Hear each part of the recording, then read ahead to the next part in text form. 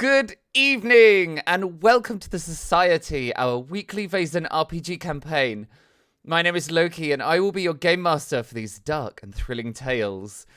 It is with great pleasure that I welcome you to this, the third episode of Chapter 3, and I hope that we delight, fright and intrigue you with mystery and adventure. So without further ado, let's meet the cast.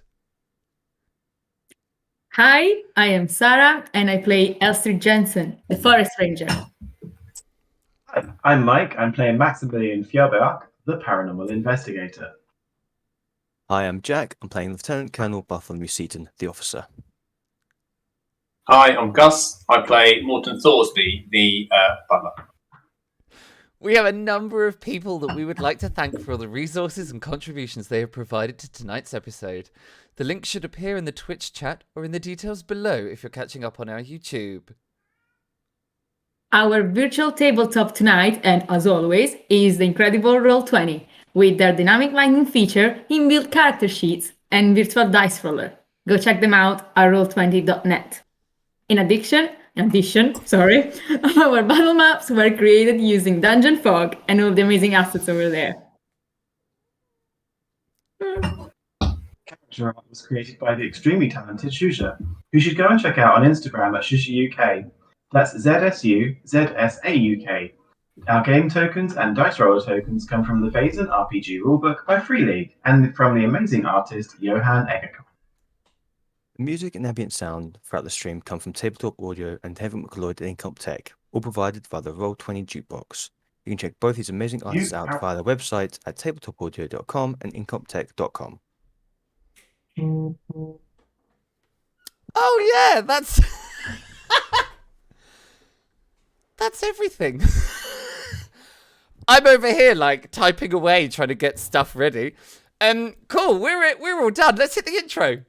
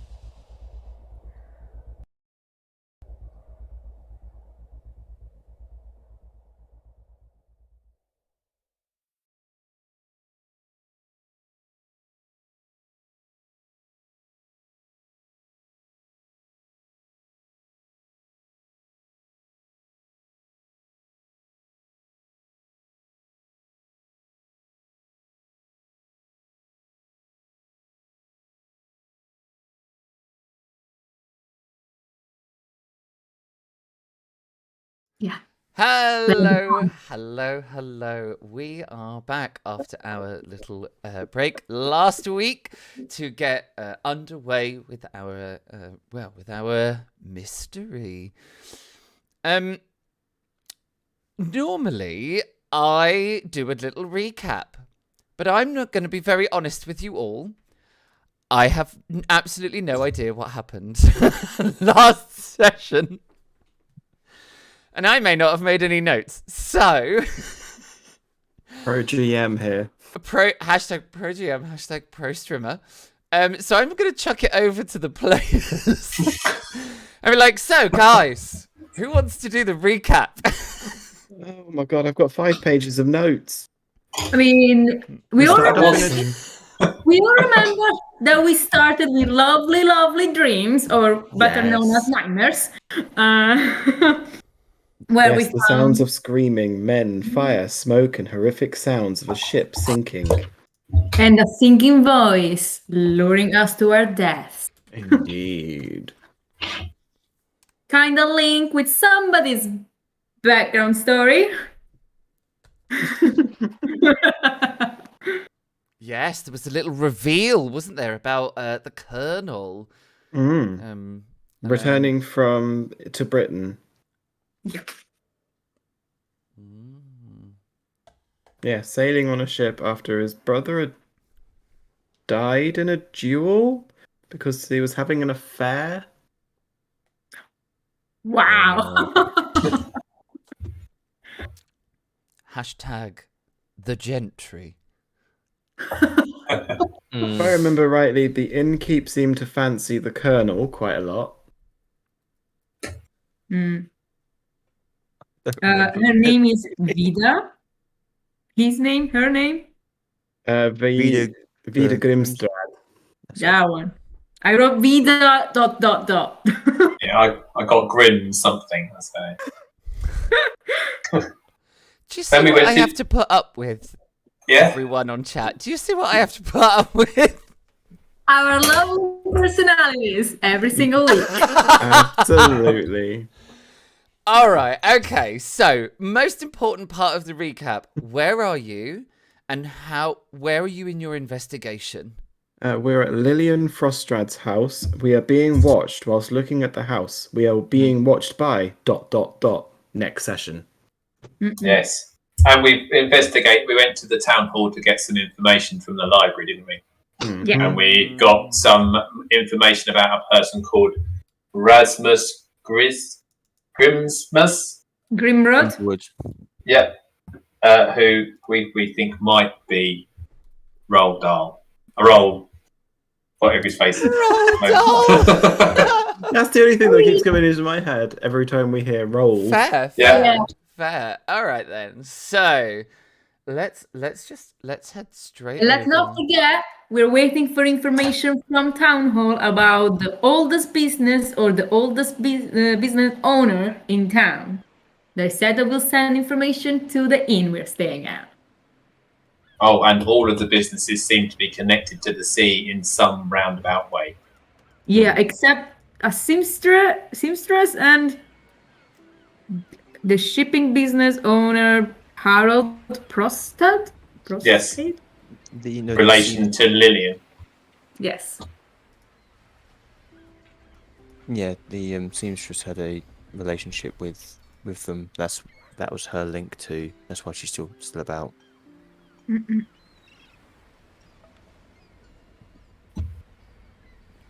All right. So, you are outside Lillian Frostrad's house, hoping to continue your investigation. Let's join our characters there. I'll pop that up so people can kind of remember the town and where you all are. Yeah. So, Lillian Frostrad's house is on the corner. And it is, if you remember, it is a kind of half of it is a house and half of it's a shop. Yeah.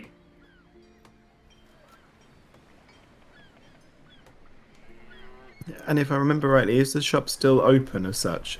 No, it's still a shop. Yes, it's still a shop. It's the seamstress. Yeah. Shop. Have we noticed that we're being watched? I think we've got the feeling that's why. You know, the buzzing, like. So, Morton Thorsby, I see that the last thing you rolled was vigilance. So, yes, you got a success. So, yes. Morton, you are aware that you are being watched. Okay. That is the last thing that we did. That ended on that, didn't it? Mm-hmm. Yeah. Sure was. Morton's just going to kind of wander, do a little sort of wander around and just see whether he can see or pick out who might be watching us, who I think is watching us. If I can notice anybody at a window, either side of the road, did we do that as a group role? I can't remember. I want to say Because we got the bonus one, and I wondered whether we did that because we were all doing a vigilance. So is everybody aware? Yeah, most likely. So, as I Just see knocking more some beer back quickly. Yeah. So yeah, I'll just sort of do that kind of walk down and round the street a little bit to sort of make it look like I'm going up to the shop and looking, but having a just sort of casual look round to see whether I can sort of notice anybody else on the street, or a window, a curtain twitching, or somebody hiding in an alleyway or anything like that. Yeah, absolutely. So, you notice a couple of people. You notice an old sea dog, kind of just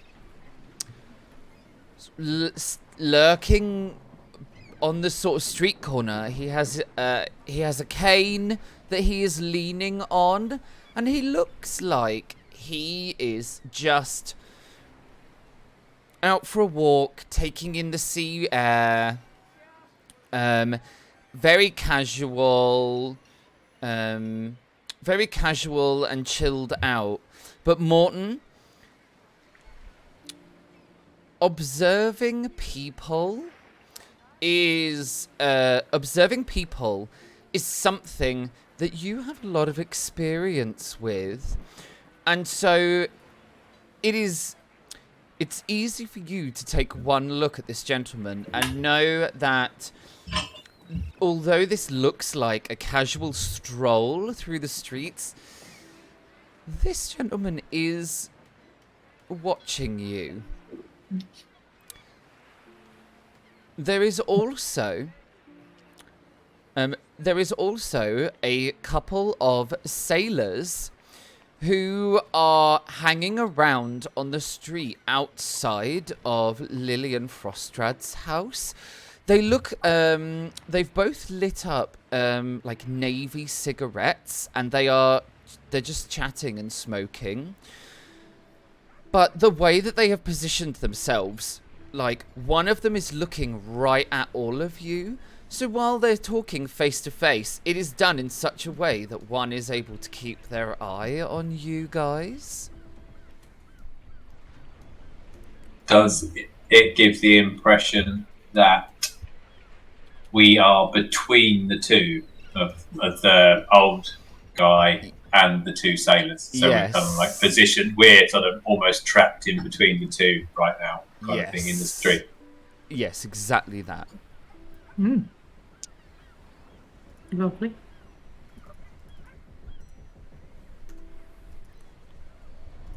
Okay.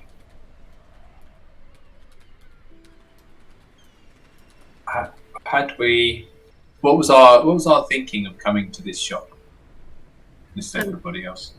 We need to find more information because Lillian purchased this house, at least for record in town hall, the month after our character Rasmus got it. They purchased the same place like a month apart. Yes. So we were suspicious because this other person, Rasmus, has only done this for the records. So maybe there's a link somewhere, and he's, Yeah. If I remember rightly, Rasmus, there isn't a record of him leaving or dying. No. there is no record lately of anybody leaving. If at all. Yeah. No, in the no last. business has failed in 3 years. Yeah. Yeah. Hella sus. No one leaves, no one dies. No one dies. Is the shop still open? Yes. We've ascertained that. Yes, there's a little chalkboard The arrangement has been done in the window has got a lovely display in it. It has a couple of mannequins, one of which has got a sailor's uniform that has been it's obviously not like a local one, so it's kind of giving you the feeling of like that the uniforms are repaired. So that's one of the services. There's also some more casual clothes on the other mannequins as well. And there's a little sign in the window that sort of says repairs and alterations. And then there's a fishing net thrown across and like some dried starfish. And, you know, it's giving you that like nautical window display feeling. There's a little chalkboard in the window in the door. That just says open. So Max has a small dagger on his person, and he is wearing his fabulous cloak as always. He's going to take his dagger and just split the seam down the front, and then replace his dagger back into wherever he keeps his dagger. Not figured that part out yet. And is going to wander into the shop. On your own?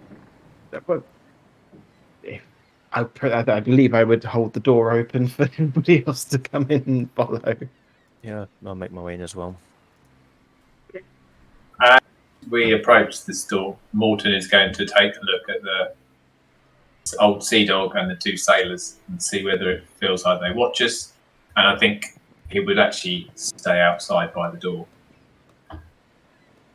I think, particularly when seeing Morton stay outside, I think Elstrid will stay outside too. Does she not trust him? No, I think more like somebody may need backup. We don't split the party here, right? Never happens. Always split the party. Always. Yeah, always split the party. So yeah, Max is going to wander in. I'm guessing. Well, what do I see? All right. When you walk through the door of the shop, there is the little tinkle of a bell. And you see before you, it's actually a very small shop space. There is a little bit of, there is a counter.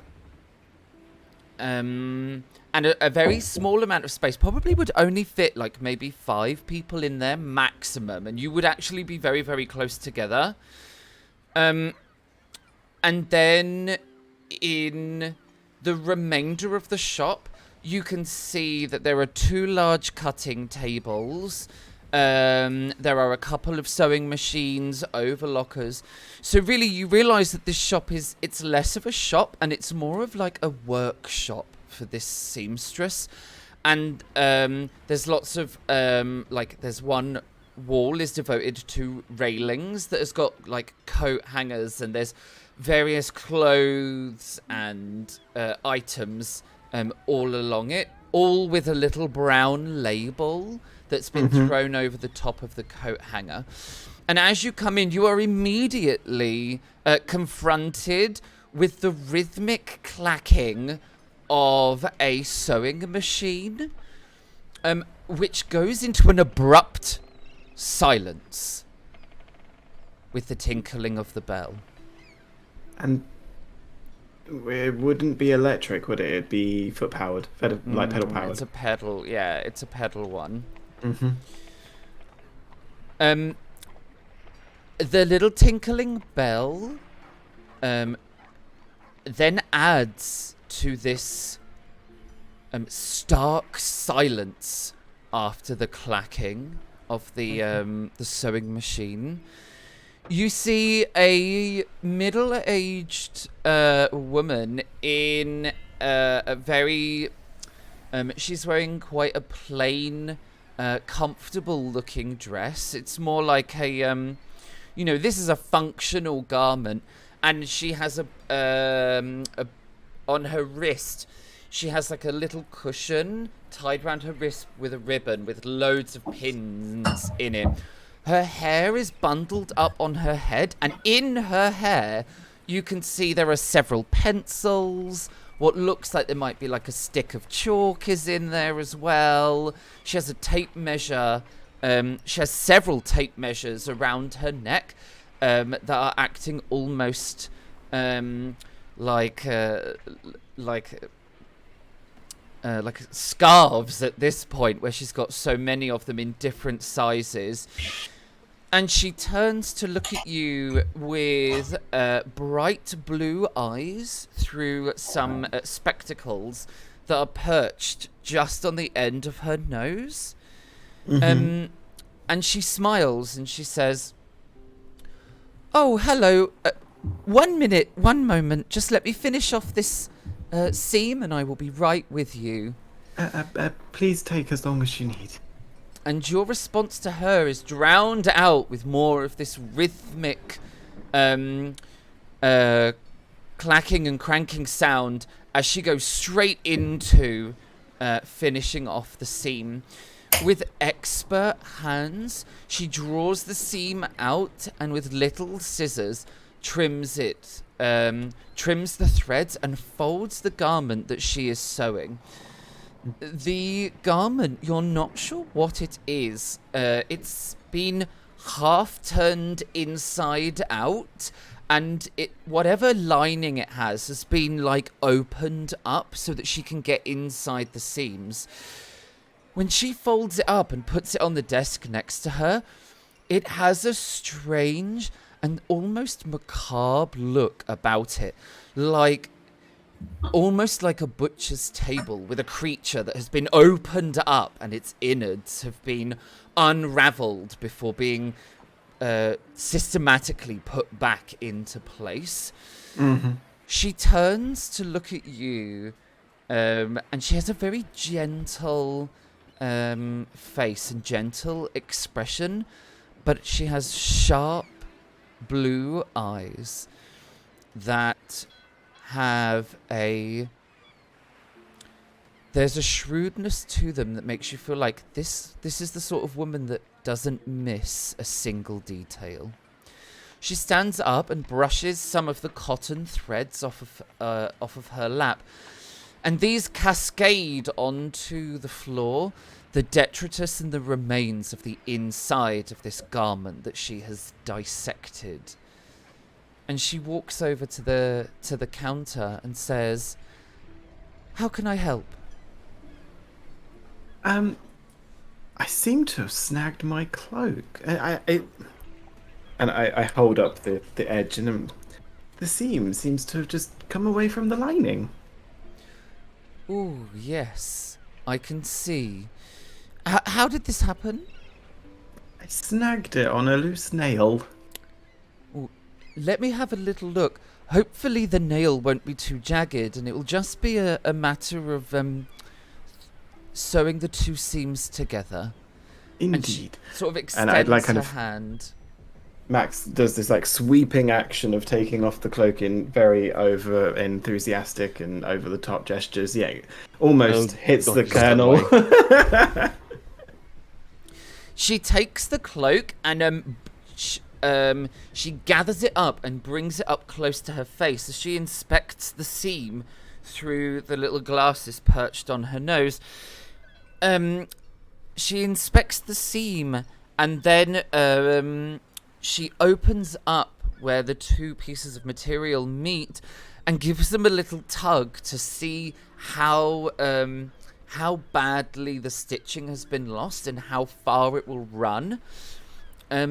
She gives it a little test, and then looks up at you and she says, "Well, good news. It hasn't damaged the fabric, so it should just be an easy matter of re-seaming." How long will that take? Not very long at all. However, the garment that I am working on today I must finish, so I won't be able to start it until this evening. That's fine. You should be able to pick it up in the morning, unless there is an urgency to it. Are you staying in town? Yes. We're staying at the Mermaid. If there is urgency, I can have someone run the cloak to you at the Mermaid this evening once I have done the seam, or No, tomorrow it's- morning. It's fine. We can easily pop back. Looks like a lovely place you have here. Oh, thank you very much. You never can tell when someone will be departing the port. It's why I asked if there's urgency. We did not come by ship, so that's not an issue for us. Oh? If you did not come by ship, then what has drawn you to the town? Oh, the location, We're also fossil hunting, you see. We like to beachcomb, and being this close to the sea, it seems like a good place to pick up the little trinkets that you find. Plus, this town seems to be going through a bit of a boom at the moment, so it seems to be on everybody's radar. Yes, absolutely. The trade that comes through the town, as you say, is booming. And the ship that seems to have surfaced on the waves. Yes, a rather strange occurrence. You said you were fossil hunting, beach combing. Mm-hmm. You're gonna need to give me. Damn it. I'm not sorry. I'm not sorry at all. You are gonna need to give me a manipulation roll. Thanks. One. I knew as soon as I started talking, I was like, bollocks. Yes! Hey. Ooh. Okay, so she just says fossil hunting and beachcombing. Is there anything you're looking for in particular?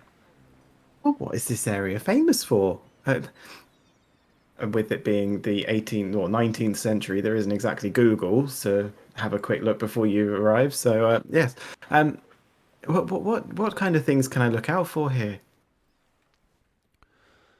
Oh well, I don't rightly know if I'm honest. That's a bit outside my area of expertise. We do have some really lovely shells, and I mean, I don't know if there's anything exciting that comes up on the beach. Have a look. There might be something that's being washed up from that ship.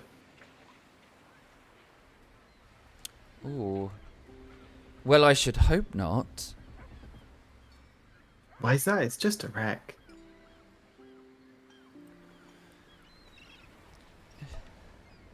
I mean, it may just look like a wreck, but it's actually just one large gravestone.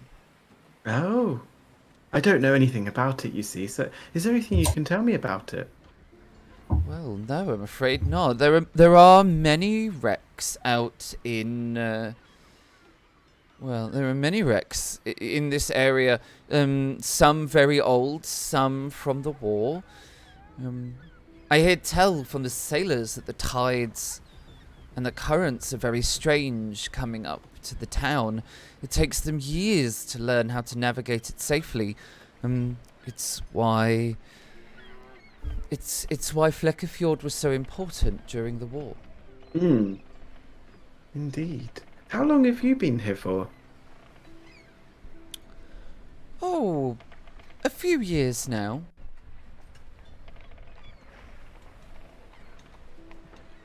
Do you know if there's much in the way of property movements? It does seem like a lovely town. Be a shame to miss a property here. Oh, well. As you can imagine, the town is a little, it's quite desirable. Properties don't go on the market for very long here. I can imagine. Do you know much about the person? I don't know how the property works here compared to the big cities. Do you know much about the people that owned the house prior to you as such? Is that information readily available to you when you buy the house? It was empty when I bought it. Ah. I noticed. I've got a keen eye. I noticed on your walls outside the fresh coats of paint that seem to be covering what looked like symbols almost. Was this always a shop? No, I don't think so. When I bought it, it was just one large house. Ah. But, well, I don't need that much space, so it was perfect for me to separate it out into my workshop and my home. Oh, perfect. Canon, my dear friend, is there anything that you needed patching or sorting whilst we're here? No, not currently for myself, though. In my line of work, knowing a good seamstress is always advantageous. Oh, that's very kind of you. I do pride myself on top-notch repairs and excellent service. I can see. I will be very honest with you. Our mission for the fossil hunting on the beach is a bit of a hobby of ours. It's something that we all commonly share. I myself have a business in steel, in transport and exports. And I'm trying to make a few contacts here. As it's so prosperous, I felt it's only safe to, on the way through, either pick up some extra imports and exports, so as it would be. Who would you seem to know a few sailors hereby. Who would you recommend for sailors getting in and out of this port? Well, if I don't tend to have I do a lot of repairs for the ships that come in and out, but they're so frequent and so many, it becomes very difficult to kind of try and track who they all are. There are a few businesses down by the dock, particularly I know that the wood export here is super important. But yeah, there are some businesses down by the docks. They're probably the best if you wanted to talk imports and export. Well, business really to do with the water and the ships. This is very true, but you and I both know that a ship is no good without good sails and good clothes on the sailors' backs. So being in touch with a good seamstress, as I said before, is always wise. Well, they do keep me busy, that's for sure. Give me a manipulation check, or I'll give you an option as to how you're trying to punt this. You can either give me a manipulation check if you're trying to, if you're trying to sort of coax some information out of her, or I will let you do an inspiration check if you're trying to, use your charms to see if you can get her to kind of spill some info. How do I do an inspiration roll? You could roll 9 dice and it's still going to fail. It's above manipulation. So you've got the last 3 on your sheet are the empathy ones. You've got observation, manipulation, inspiration. I'm going to go with inspiration. We remind the child that we can help with adding some Yes. If you have points, you can help or hinder the players at any point using your channel points. That's so true. That's so true. Please. Yes, if you looked, there is. Oh. Yeah, you gotta help. You gotta help. Thank you, Astra. Estra in the chat has given you a help. So that is an inspiration roll, and you get a +1 modifier for your help for that extra dice from Thank the you, lovely chat. Estra. I'm gonna need it. Yeah. Nice work. You needed that. You needed that. That 1 extra dice there. Awesome. All right. She smiles at you and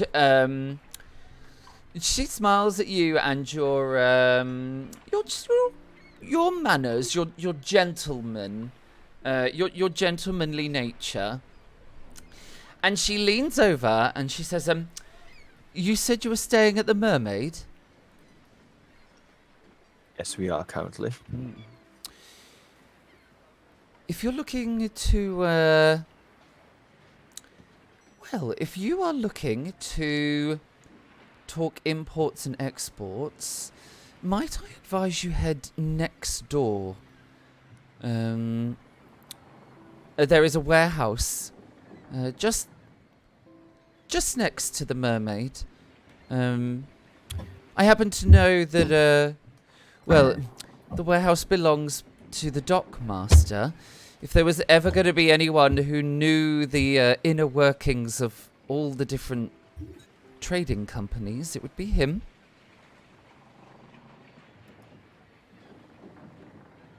The dockmaster, yeah. Yes, the dockmaster. We know his name. I have interest, guys. I can't. Do you by any chance have a contact name for him by any chance?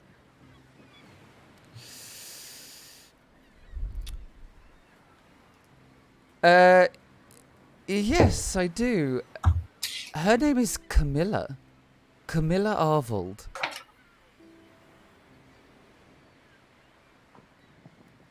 This is there.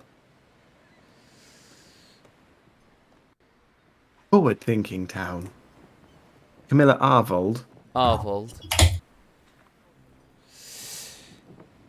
I completely forgot to ask your name, my lovely.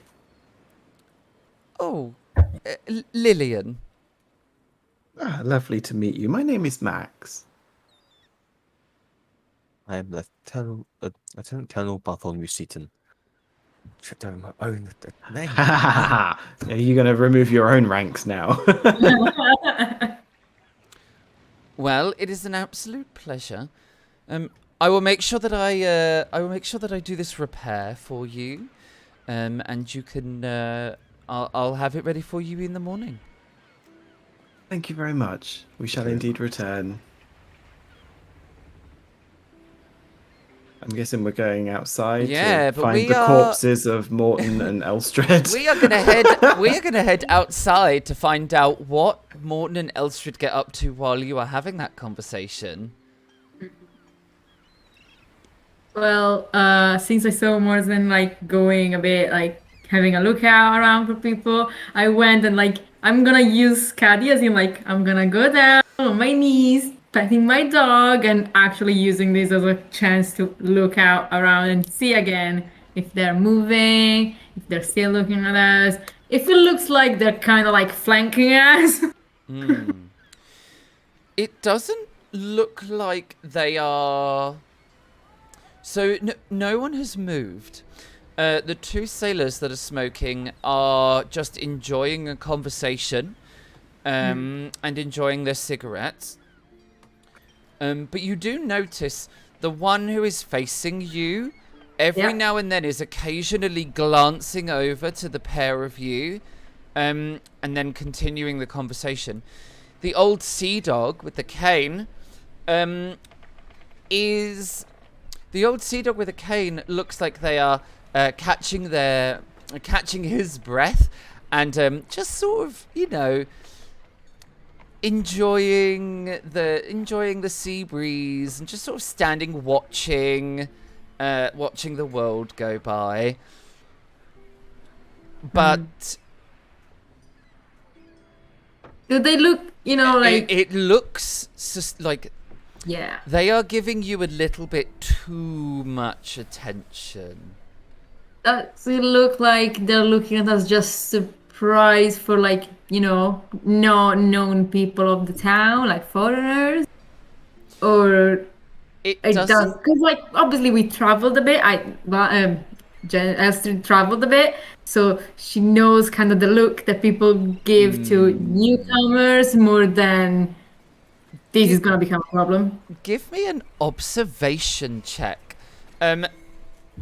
Observation in this game is about being able to kind of observe someone and try to understand their motives, their behavior, it's an empathy skill. Okay. Just let me check a thing.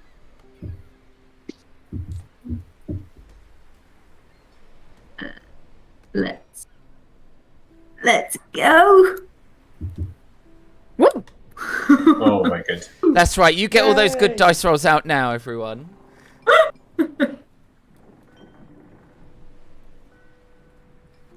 Okay, so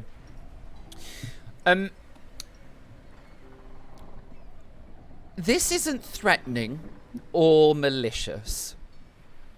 Okay. So you immediately kind of that allays your sort of rising anxiety, realizing you're being watched.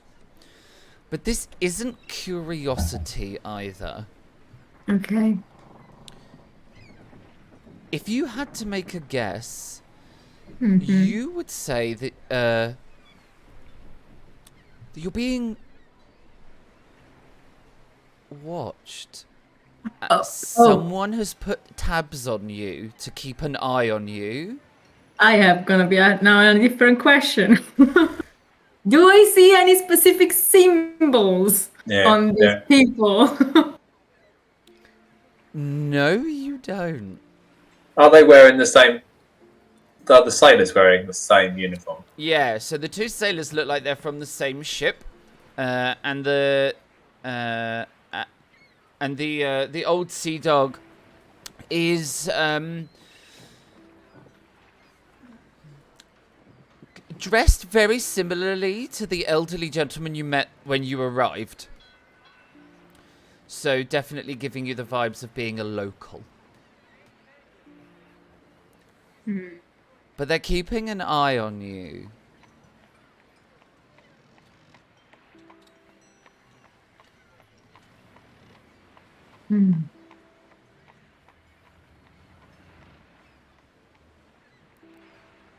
Okay, I hadn't really planned to do anything, just to keep an eye on them, really. So that was the whole point of staying outside, was really just to sort of make the pretense that I was hanging around waiting for my friends to do what they were doing in the shop, but just keep an eye on them. So don't think Morton wants to do anything now other than observe, really. Are there other people going up and down the street? We've clocked that they're watching us, but is it kind of very clear that they're hanging around and looking at us? Yeah, so there's a lot of movement in the streets. As you can imagine, like, this is a bustling town and you're on one of the shopping streets. Mm-hmm. So, there's quite a lot of movement. There are quite a lot of sailors in the town who are negotiating for supplies. Buying luxury items that that they'll want to take on the ship with them, like candied fruits and those little luxuries you only get when you pull up into port. And that is what makes it so noticeable that these people are keeping an eye on you, because in such a busy street, for these people to stay where they are and to keep glancing over at you in a very casual kind of way. I mean, Morton, you know when someone... oh, yeah. You know when someone's tailing you, basically. This is what this is. You're being tailed. whereabouts on the street are they? So where's the door to this building? So is the door of this building on that cut off corner? So you would be. Let me just grab hold of the. So you would be standing here in the street. This part of the building that goes around the corner. This is the house. And you're standing here on the street. This is the shop part. And this street. So the sailors are standing about there. And the old fella is standing here. So they are on either side of you. And Morton, you would guess that these people are working. This is a team effort. Because now, no matter which way you leave, there is a group that will be able to follow you easily. Okay.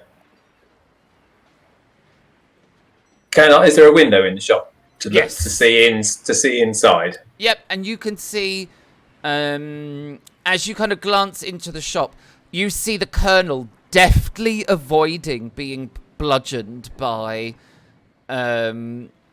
Max's cape as he dramatically removes it with just an unnecessarily vibrant swish. And you can see them talking to the seamstress at a counter. For a moment, I was like, wait, Whoa, what happened there? I should turn to Elstrad and go, it looks like Max is being his usual flamboyant self in there. That's why we like him. Rude. And then I will say, do you fancy going for a stroll while we wait? Do you think Scuddy would like to stretch his legs? Of course, Scuddy would really love to stretch their legs. So I would say, let's go this way, and I'll head off towards the old man's direction. Oh, okay, right. Hold fast. I will create 2. Let's make these tokens a little smaller so that they're like more street friendly. Pop that there. Right. I will.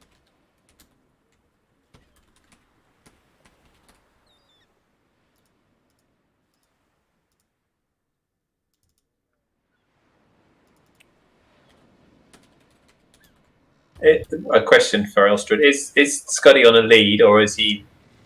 Nah, Scuddy does not need a leash. Is he well trained?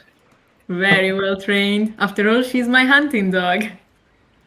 I wondered whether she might want to go and make friends with somebody. Of course. I just go down again towards Scuddy and I just say, what word can it be? I was going to say fetch, but that's a different type of meaning in this case. Play. I tell her play, and then I kind of just give Scuddy a nod because she's well trained to respond to my command when we are hunting, so we don't need to talk too much. And then she goes towards the direction I gave her, which is totally the sea dog that we see on the corner.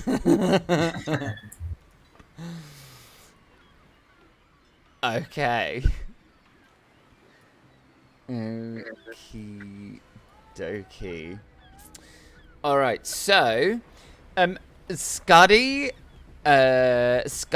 does a little excitable run towards the old sea dog, whose eyes go a little wide as he sees Scuddy coming. Yeah.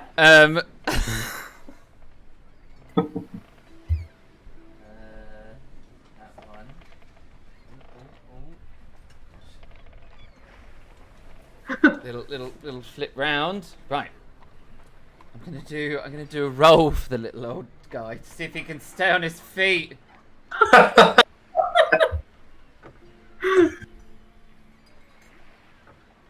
Oh, what is it? -1 to physic. Right, let me get up my NPC sheet. Okay, NPC. Here we go. Lovely jubbly.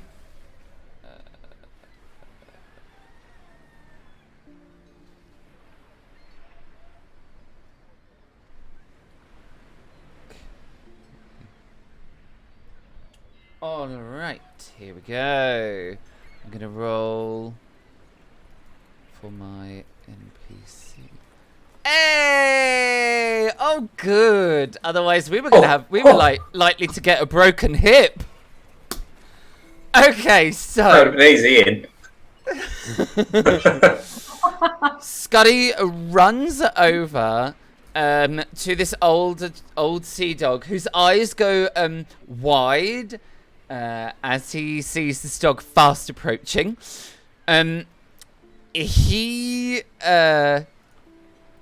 Scuddy kind of barrels over and kind of very excitedly skids a little bit and then like bounds on her front paws and like nuzzle, like keep sort of headbutting the old sea dog, who only just about manages to use his cane to remain standing.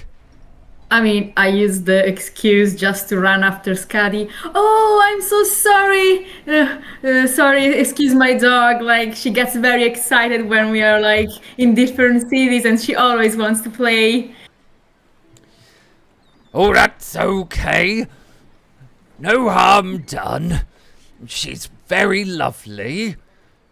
Of course. And he kind of is like, he's sort of leaning very heavily on his cane so that he can like scruffle Scuddy's head. And Scuddy has decided that like now is the time to try and lick this this old sea dog to death.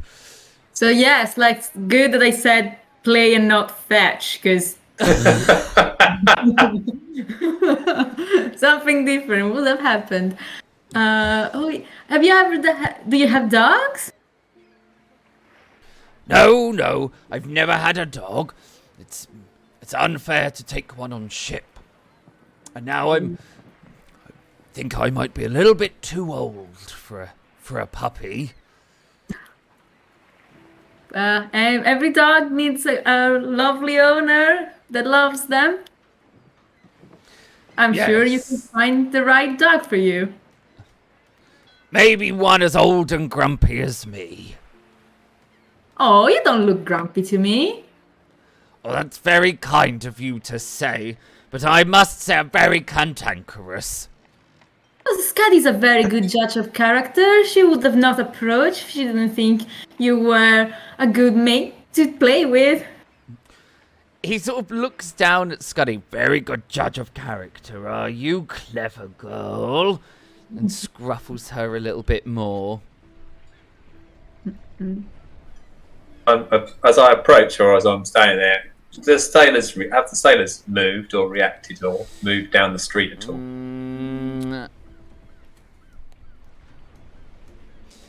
They are positioned in such a way that one of them is able to kind of still keep an eye on you, but they haven't moved. Mm.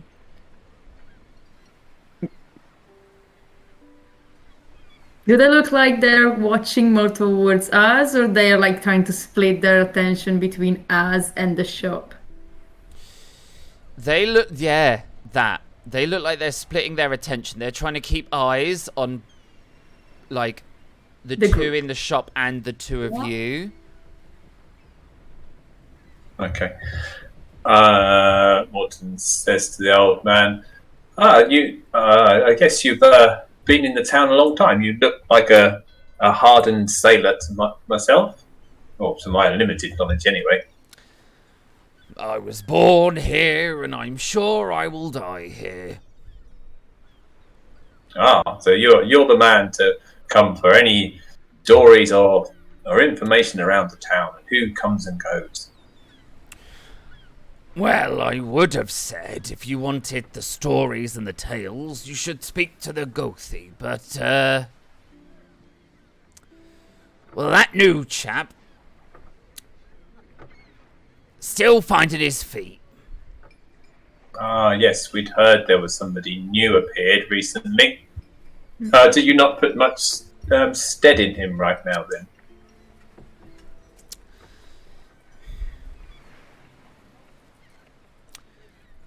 He hasn't found his sea legs yet. And was it the lady, if I believe, we've heard a lady before, and she was well liked in the town? Yeah. Yeah. Her name is Hurdis? Something like Hurdis? Yeah, this. Fjordis. Yeah. Aye, that be the case. And if we did want to go and meet this, what did you say they were called? A Gothy? Is that right? Yeah, be the one. Is that down? Not down at the docks, is it? Nah, it's in the bay. Ah, the bay. Yes, that's right. Yes, I'm sure somebody has said that already. Yes. Well, and this building opposite here, very, very nice shop. Have they been here long? Excellent seamstresses, Lillian, excellent. Been there a few years. Ah, and was it a seamstresses? Has it always been a seamstress or a shop, or has it been another type of business before she turned up? Has it been maybe a few years? I think it was a house before. I know. Did you know the owner or the resident?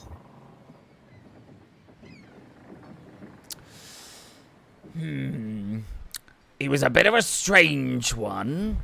Kept himself to himself mostly. Collected books. Oh. Didn't hear that, I'm afraid. Collected books. Ah. So, but you didn't know him very well then. No, one of those strange types. More comfortable with his nose in a book than a conversation. What do you know if he was a local, or did he come into the town, or did he come from out of town? Definitely an out-of-towner.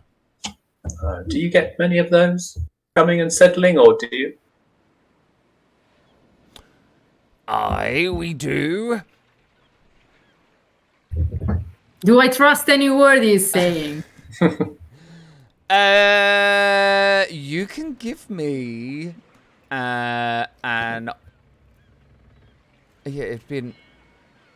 it's manipulation. I had to think for a second there. In this game, manipulation is contested. Okay. Oh God, where's my... Why did I not make an old man sheet? Flick back over to my stats that I have cleverly prepared elsewhere. Oh shit! No. Oh, well... I mean... I will Bugger. roll I will roll. Can we? No, we can't use our points to hinder you. No, you can't. But you can use your points to hinder the players by giving me extra dice. No. Just tossing that out there. Yeah. On a roll like that, we don't need it. Yeah, that would be a waste of channel points this time around. Exactly. All right.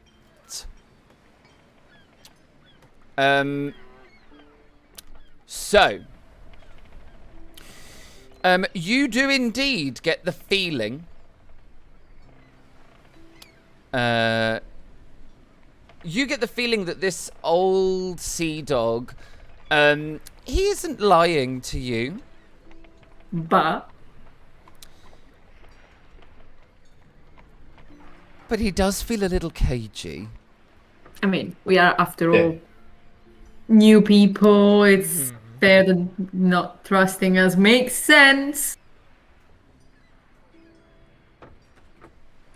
I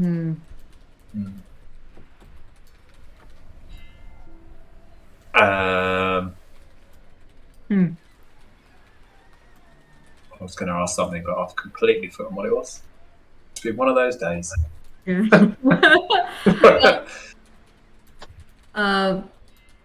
Like we've been looking around town and we've heard that the boat that appeared in the bay, the wreck, has not always been here. And Nope. we've heard a few people talking at the inn that is so strange. What do you think of it? Bad Really omen. history- That's what that is. It's a bad omen. Bad omen. I don't suppose you recognise the ship at all, and being not meaning to be rude, but a bit of an old timer and been a long time here. Is it a ship that you think may have sunk while you've been around? Oh, or- there are plenty of ships have sunk out there in my lifetime. Don't know which one that is, though, but it's a bad omen. Probably to do with our new Gothi not being quite up to scratch yet. Oh, do you really think that could have such an effect? That seems a very odd belief to hold. If you don't honor the sea, she is a fickle being. Oh, Maybe. Does everyone honour the sea here? Yes, of course.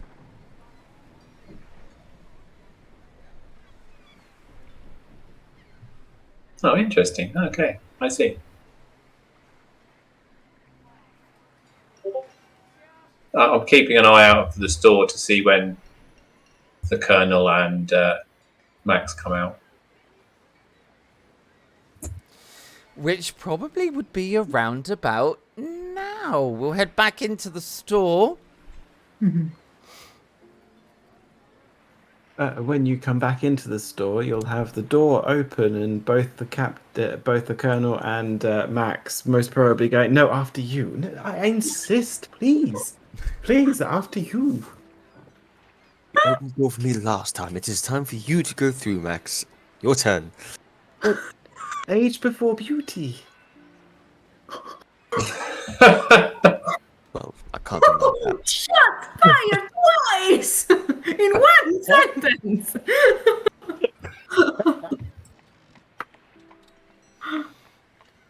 Savage.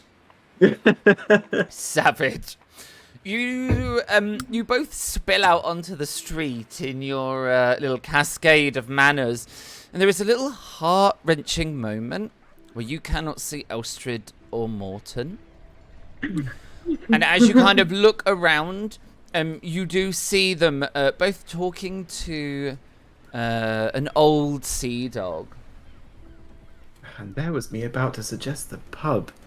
Well, should we go and check after them? Yes, rather.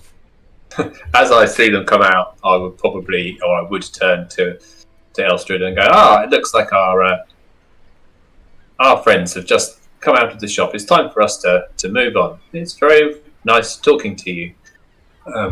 It's been a pleasure. I didn't catch your name. I'm Elstrid. And I'm Morton.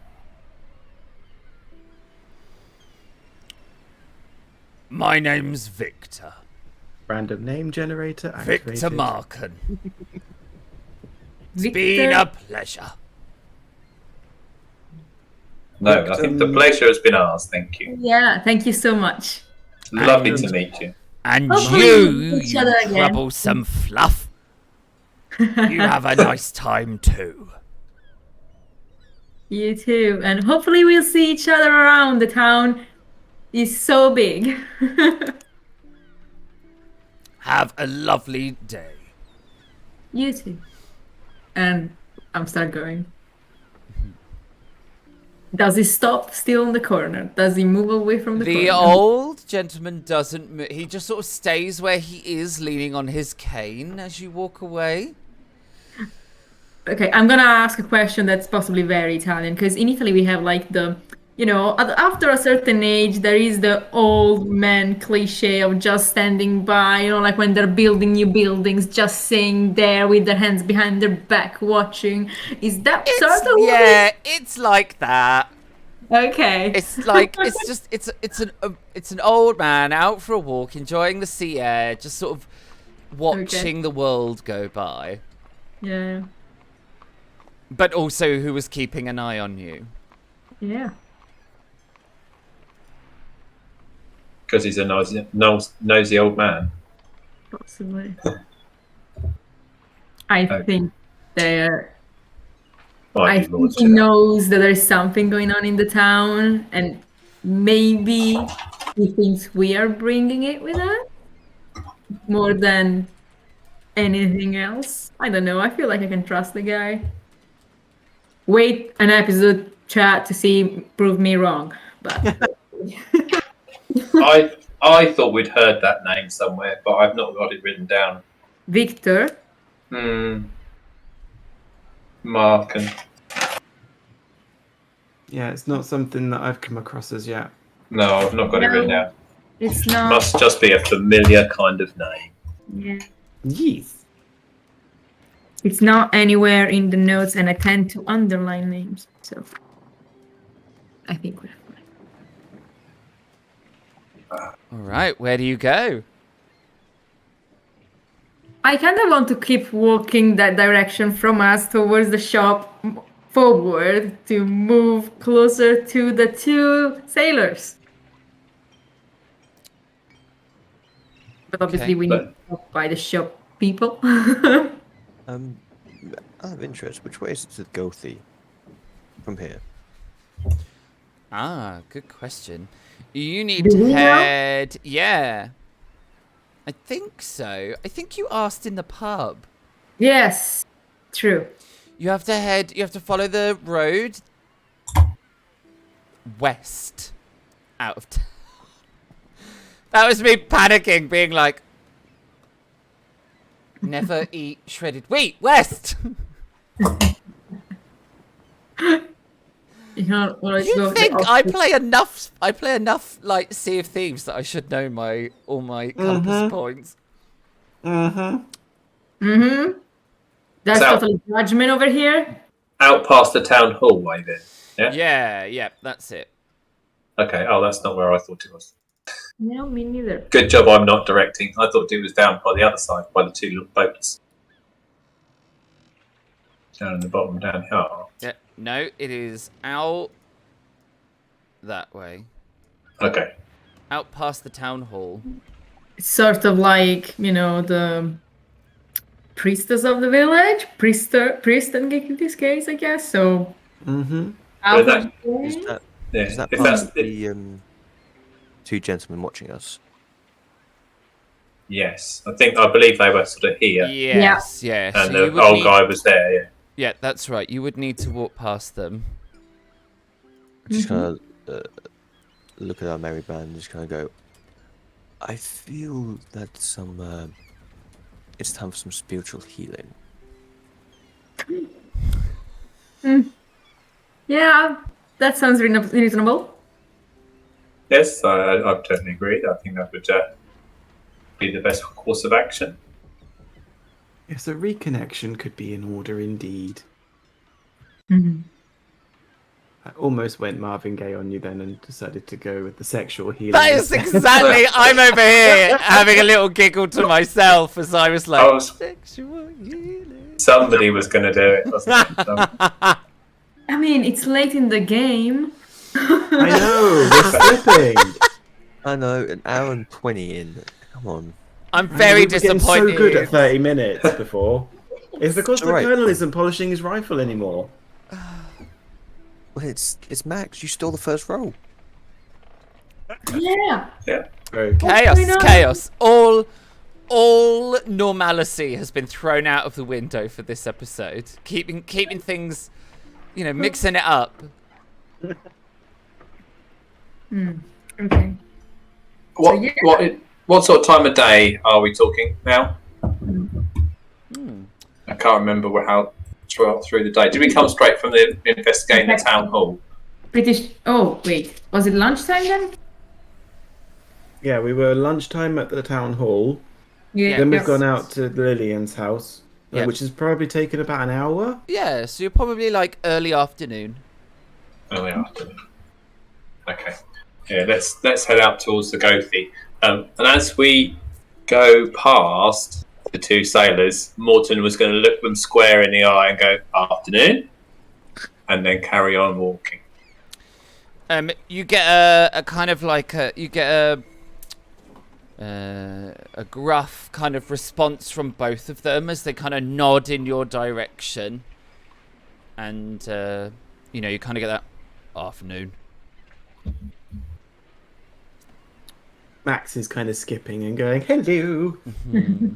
Do they have any specific features that makes them memorable? Like, I don't know, scars, birthmarks, anything that is gonna be easy to remember if we see them again? Are they naked? I mean, I would That's those sailors. I would kind of imagine that at this point, because you are actively trying to remember their faces, that you would remember them if you saw them again, for sure. Never know. Always ask. Okie dokie. All right, so you are heading out to the bay. Yes, I believe we are. To the Gothi. To the Gothi. Lovely jubbly. You follow the path that leads out of the town. Mm-hmm.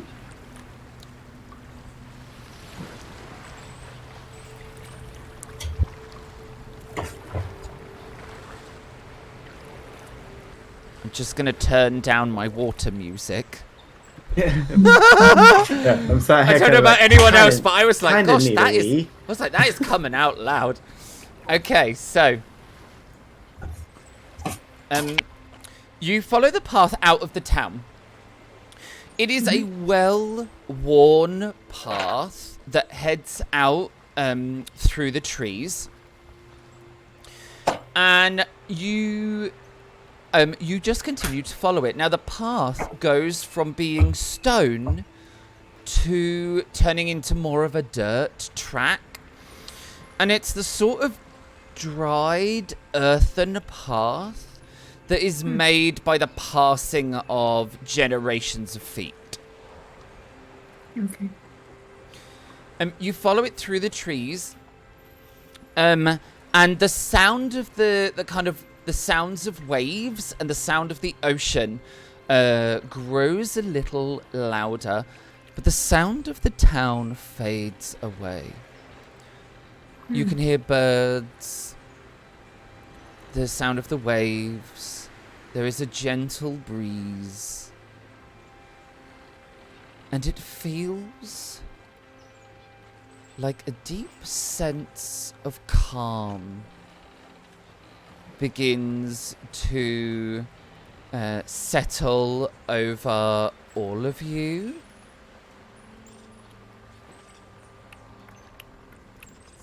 Good feeling of calm. Yeah, it is a good feeling of calm. The kind of, the kind of very calm feeling that you get when you are out in nature.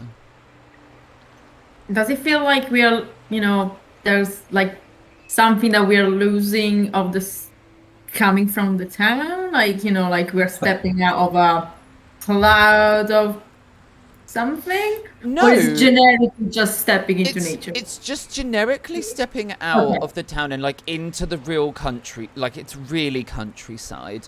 I don't trust cities anymore at this point. It's just really, really, and it's beautiful countryside. Of course. The path opens out, revealing a bay. Is exactly what it reveals. Just zoom us in a bit. Boop, boop, boop. Oh, pretty. Right. It reveals a there's a clearing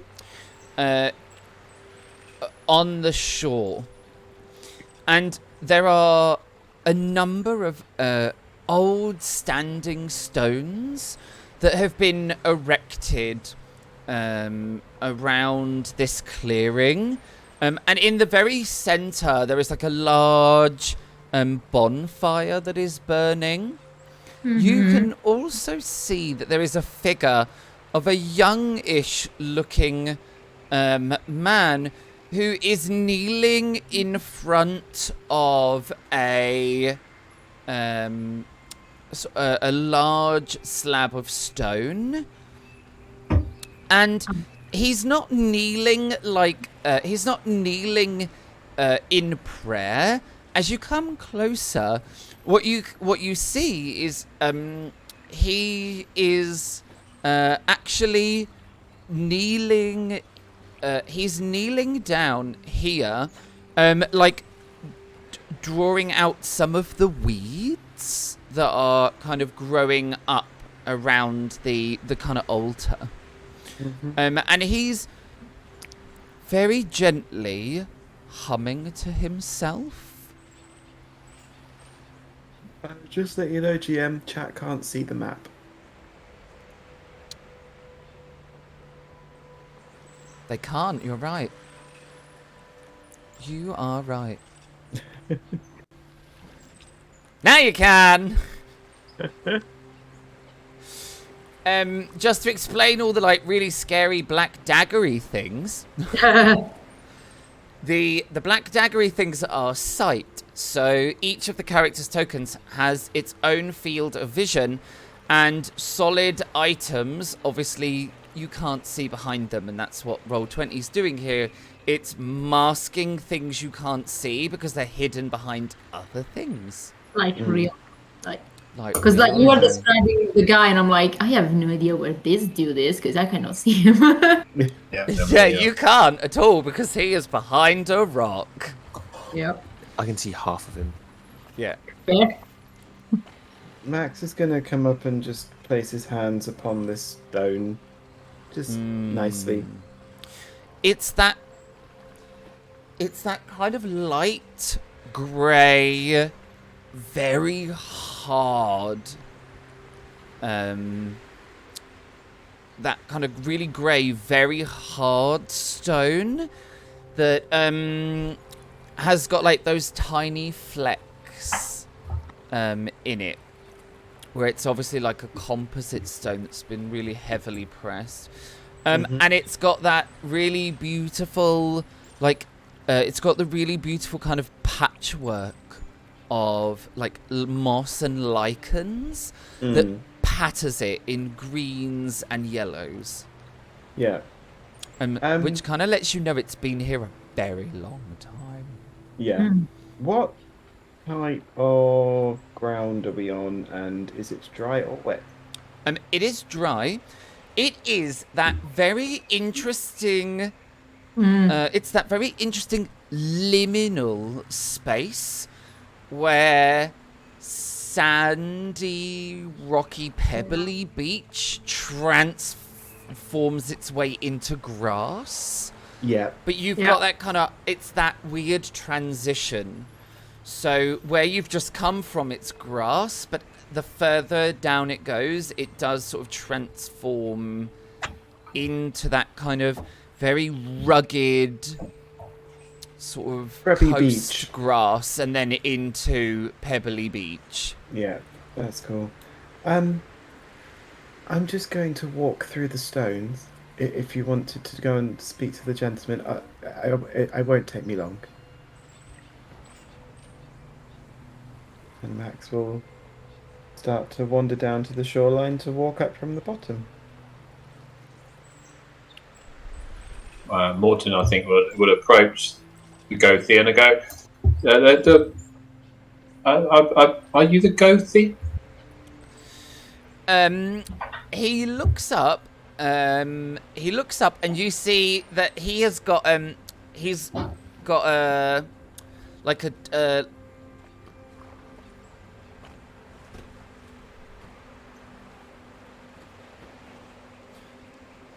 I have completely forgotten the word. Trying a different language?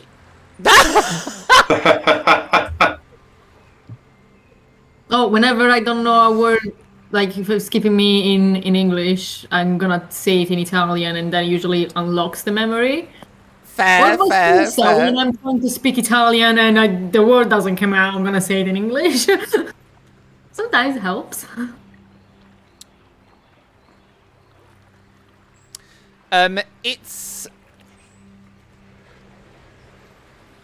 Is it called a weeder? A what? Hoe, No, it's not a hoe. like It's a that- fork. I've completely forgot his name. Anyway, Okay, he's got in his teeth, he's got a tool, like a little handheld tool that he is obviously he's using while he's tending to this space. A patio scraper. No. Sorry for the Sickle! Sickle is the word I'm after. It's like one of those little curved blades that you use when you're like, you're like trimming out the... Sorry for the foreigner. What is a hoe? That isn't the other meaning? Oh, send I'm you a gonna picture of Italian it. I'm It's- gonna no. What we do is Teach the foreigner. teach Bonus game. Zappa. Ah, okay. There you go, everybody. Like You're Zappa, it- but Your Italian word for the day is zappa, the more you know. and it means hoe, as in hoe your garden. Okay. Not you're a hoe. That must, first time I hear the word used in this context with this meaning. So English. There you go. The more you know. you have More you words that go. mean That now that I know that this sort of educational material is delivered so beautifully, I'm adding it to like this. I'm gonna add it to our social medias and our streams. I'm gonna get in contact with Duolingo.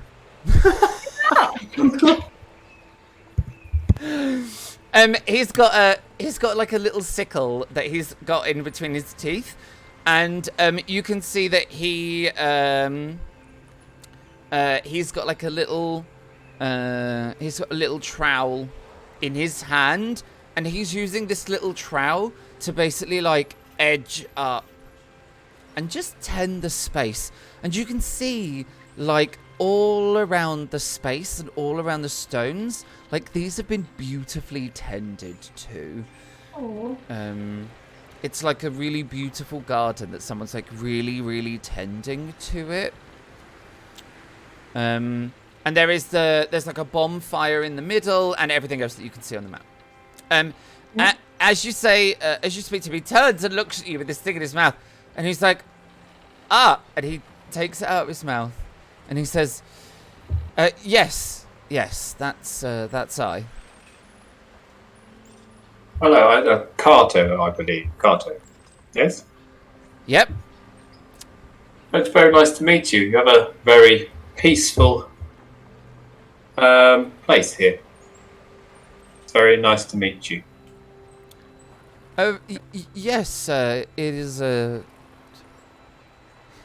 pleasure to meet you too. I'm Kato Julsen. And you are? Ah, yes, my name is Morton Thorsby. Just here visiting. And these are my acquaintances. I hope you don't mind. One of my friends has gone for a bit of a wander down towards the shoreline. Everyone is welcome in this space. Oh, that's very nice to know. Very good to know. This is Elstrid and Lieutenant Colonel Seaton. It is a pleasure. Welcome. Welcome to the bay and Flekkefjord. Thank you. Have you been in town long, or been here long? Yes. I was born here. Ah, Marvelous. We are, from outside, so it's always lovely when you go to different places to talk to people actually born and raised. Yes, of course. How about yourselves? What brings you to Flekkefjord? I'm assuming the trading routes and the port. We're just more of a tourist location, trying to find new places to visit. Also, we've heard that this town has seriously grown up, grown bigger lately, and we wanted to, check it out. Well, yes, it is a beautiful town. Does he look nervous? Good question. I wouldn't say nervous. I would say timid. Okay. Fair. He looks awkward. Fair?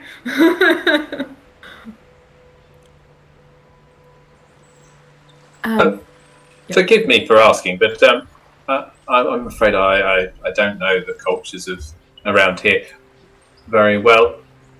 But what exactly is a Gothian? What do you do around here? Took the words right out of my mouth. Oh, I see. Oh, well,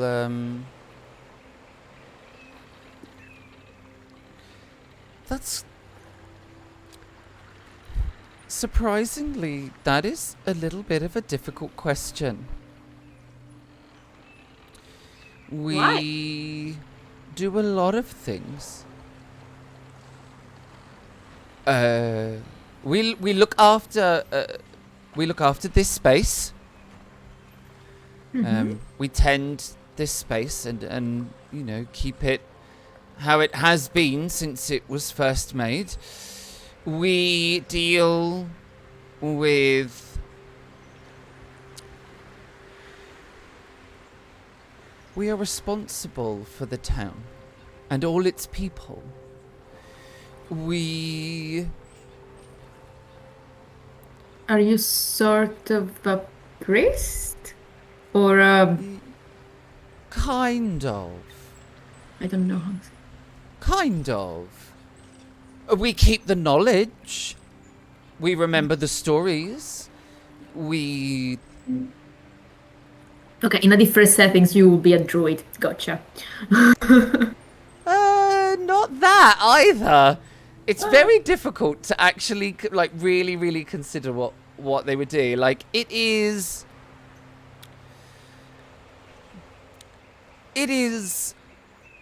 a spiritual calling, yes. I tend to the spiritual needs of the people by being an ear to talk to, a source of wisdom and advice, a place to come when things are difficult or when things are hard. I keep this space tended and usable so that the villagers can come and worship however they wish, but using this space. Do you hold a congregation here or a group meeting? No. Each person's faith is their own. We don't have someone to lead them.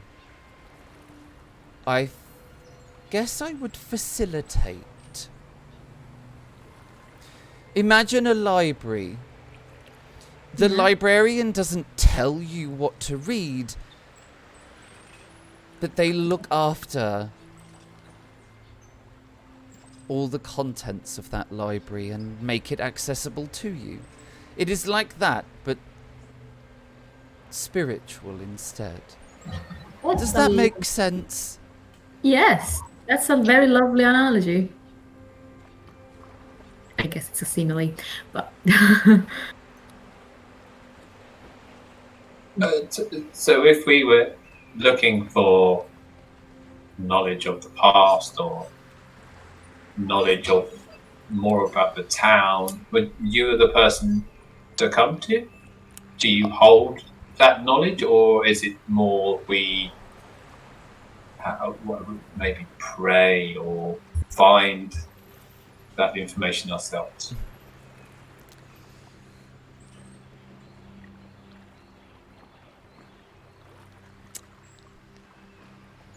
In a fashion,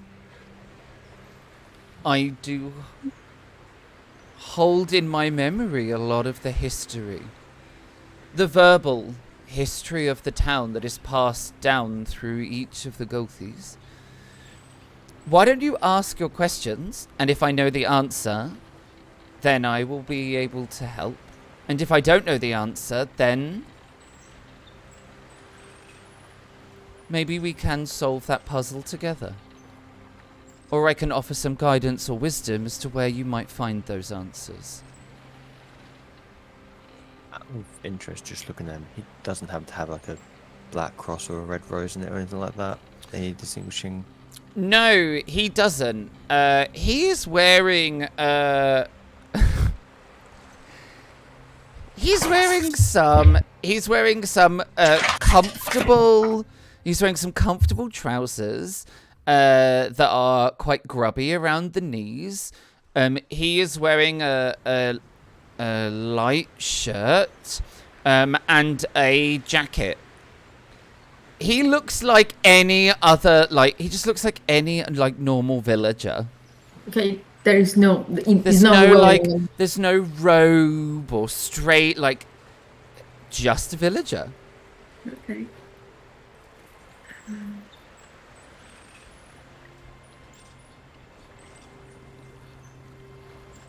I mean, the first question that comes to mind is any knowledge about the wreck that apparently has appeared lately in the sea.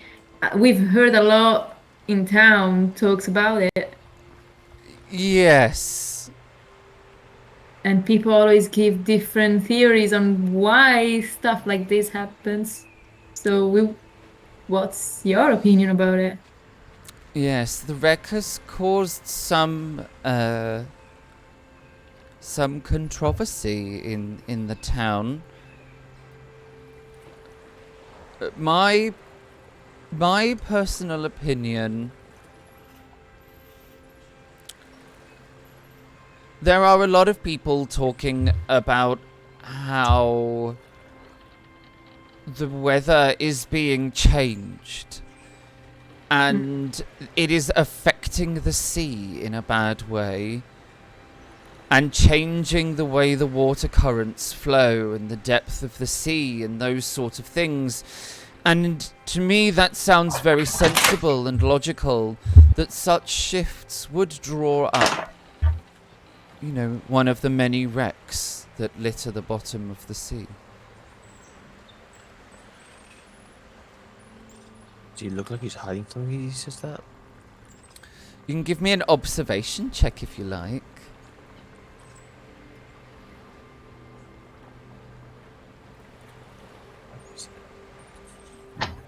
Yeah, great. Come on. Yes! Come on! The answer is yes. Yes, he does. He looks very uncomfortable at your question about the wreck. And, Colonel, you definitely get the sensation that he is parrot fashioning something that he heard to explain the situation. Yes, we've heard that story. You know, there are others that say, a lot of others that say something different in the town. Ah. Yes.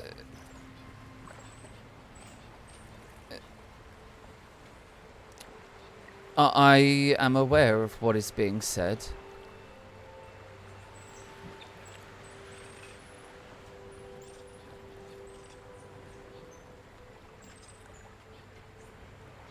Forgive me. I am not a man of any faith. I find it hard to believe a man such as yourself who is of faith doesn't believe this is something more.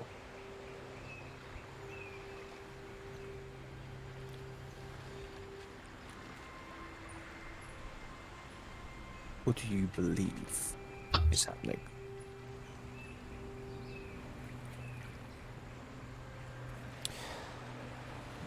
I believe that when a man doesn't know the answer to something, that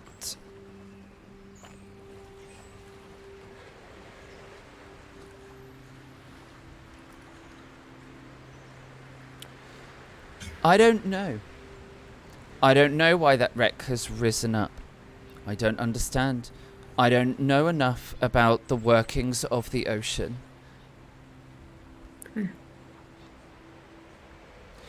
And it would be foolish of me as a man of faith to allow my own fear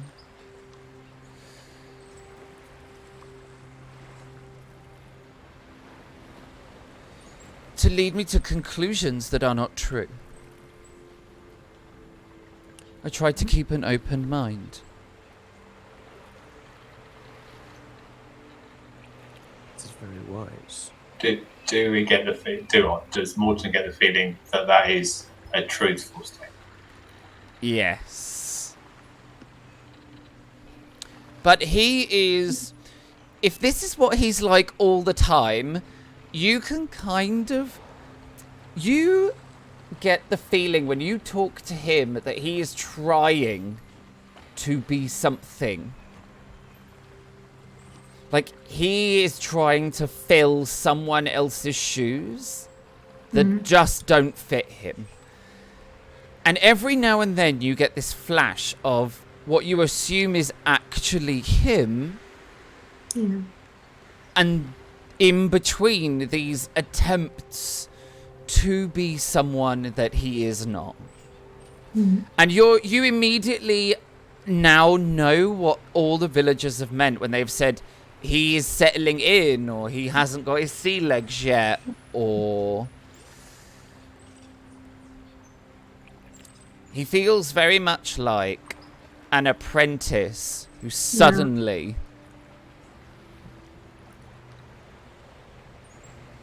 doesn't have a guide or a teacher anymore. I think the bigger question is if he ever wanted to be the Gothi or if he was given the job. Yeah, that's exactly what I was thinking.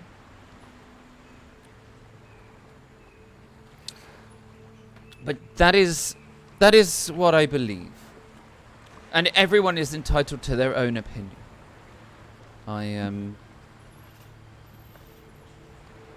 I tend to concur with you. It's wise. Just stand back and evaluate as opposed to jumping to conclusions. I myself have seen many men of faith jump to conclusions that put other lives in jeopardy.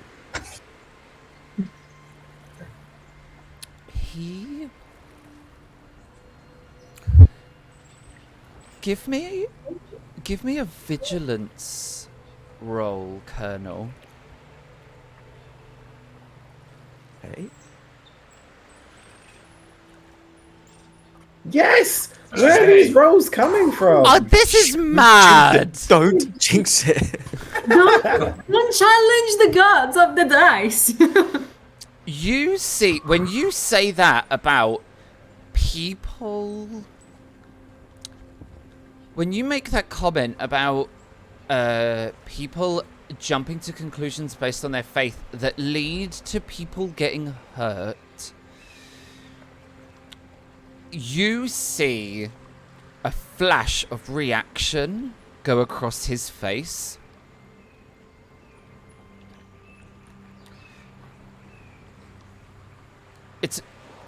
It's like only it's there for the briefest second, and it's only because you're because you're making eye contact as you are talking. It is only because of that that you see like the really small movements on his face for that briefest second, and it gives you the feeling that what you just said is either very poignant or important.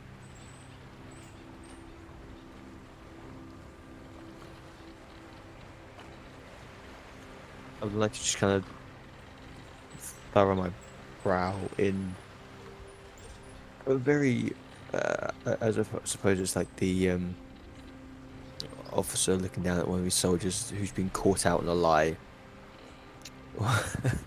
Kind of head to one side, brow furrowed.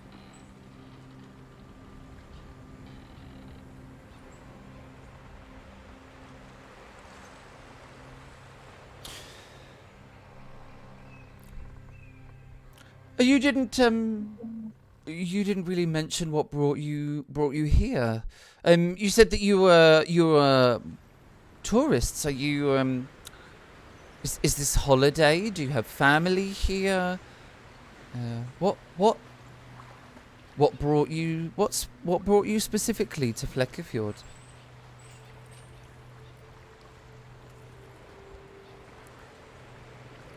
A moment. Oh, well, we are actually looking for somebody. A friend of ours said they were coming here, and we asked if we could come visit, and he doesn't appear to be here. We can't find him or any reason or recollection that he was here at all. Yeah. How odd. Yes, it's very strange. Very strange. Even where he told us he was living is not the same place anymore. Well, it's not where he's living, clearly. How? You say you were born here. Has anything changed recently in the last, I don't know, few months? Have you always been Gothi? Recently taken this role, or I've recently taken the role from my mentor who passed away. I asked how recently.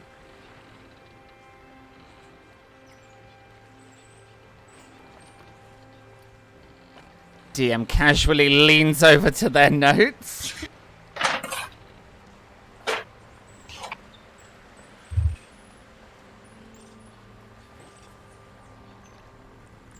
It was very recently, wasn't it? I mean, It was only like in the last month. Few or two. weeks. Yes, it's like the last few weeks. yeah. And they passed away of old age from my notes. Yep, that's right. And that it's kind of like the same time that the ship appeared. Mm. Because I have ship appeared around 2 weeks ago.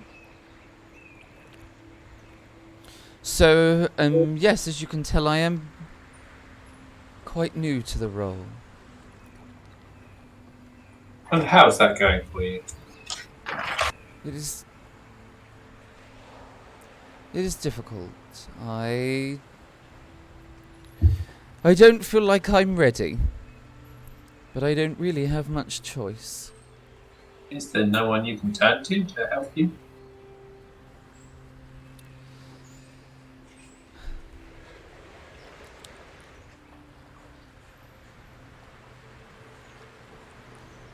I don't really think there's anyone...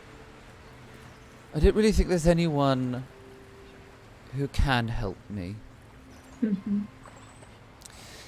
And with that, we're going to take a little break.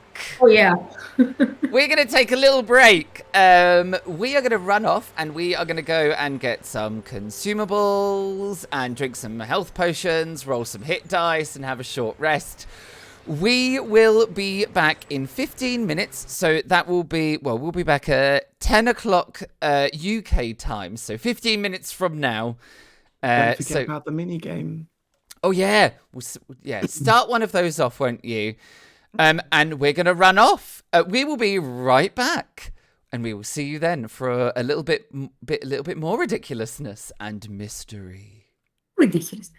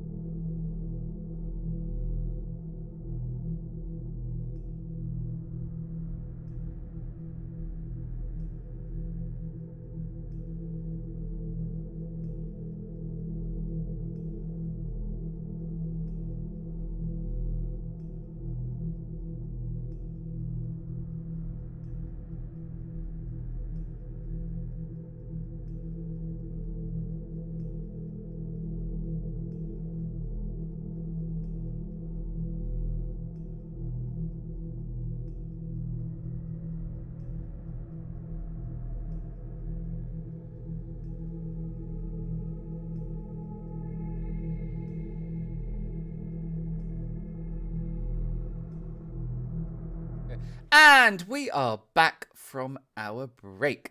We have had some snacks, consumables, rolled some hit dice, health potions, all the malarkey. And we are... I definitely got snacks. I know!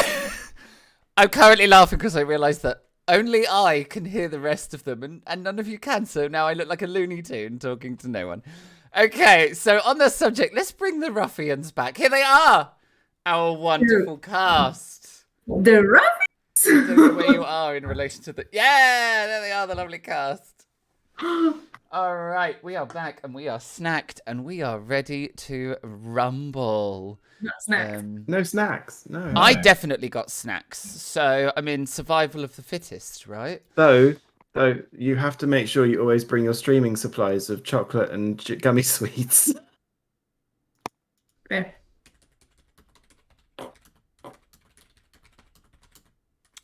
Okay, let's get ourselves back into... Well, let us return to the bay. Not ominous at all. La, la. Oh. There's the music. I was like, where's the sound of the sea? Mm-hmm. GM, Yes. am I standing next to a coffin? Or is it just something... I was going to ask that. It is not a coffin.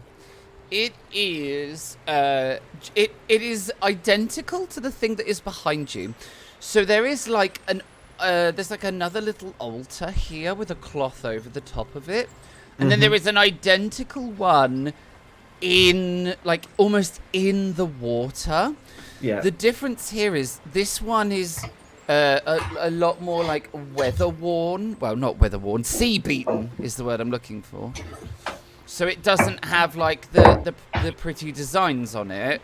Instead, it's got those like, you know, all the like little limpety, like crustacean-y sea creature things stuck to it. Mm-hmm. And it is a map you Barnacles, created that's- as well. Yes, why? I just would like to draw chat's attention to the fact that the rocks do actually go down in symmetrical through the water to the south. Oh, Because, of course, chat will never see this part of the map. yeah, they will. There they go. Look, there you go, Oh. There chat. you go. Yeah, not naturally. No. Yes, there is a little corridor of stones that lead off into the sea. There are 6 of these sort of almost obelisks that rise up Monoliths. out of the... Yes, monolith. That is the word. There are 6 of these monoliths that lead out into the water. Mm.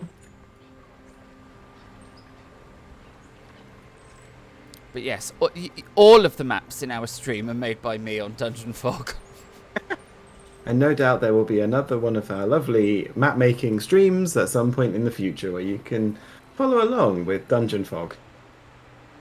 And layers. And layers. And layers. And I'm just gets like I'm just tossing absolutely this out there. involved Just in tossing layers. this out there. Dungeon Fog have just released their new pack, Realms of Chaos. It's Hellscape. Ooh. I know, So right? nice. I know, So right? you'll be able to actually kind of like do us maps for the nightmares that you put us into. I know, right? Sorry's face. Why do you give him ideas? Seriously, people. The GM has enough ideas on his own. Oh yeah. And I don't need a map for those nightmares. Just adjectives. You know, like at that point, at least I can, imagine a version that is more like unicorns and clouds than what you're describing. If you have a map, not so much. I love that unicorns and clouds, like Max I don't know how I impaled, think it. like Max impaled on a narwhal horn, while you're like going through this like ice scape. Okay, so the priest priest. He's not a priest. The Gothi Guilty. has just said that there is no one who can help me.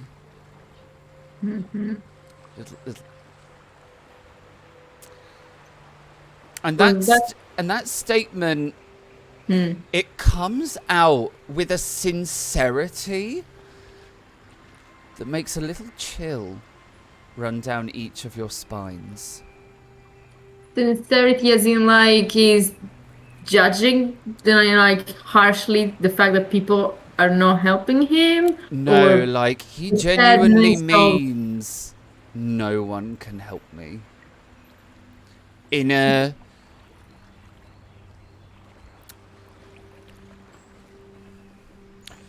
he says it in a way that gives you a chill. Like with such intensity. Like he really means it. But he says it with an intensity that is maybe too intense for the situation. And that is what gives you that chill that runs down your spine.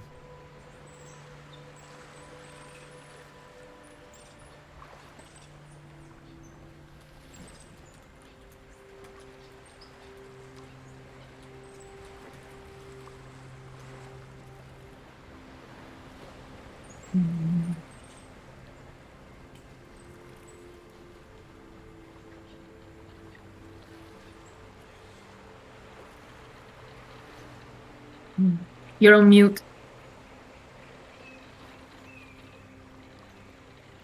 Is that better? There we go.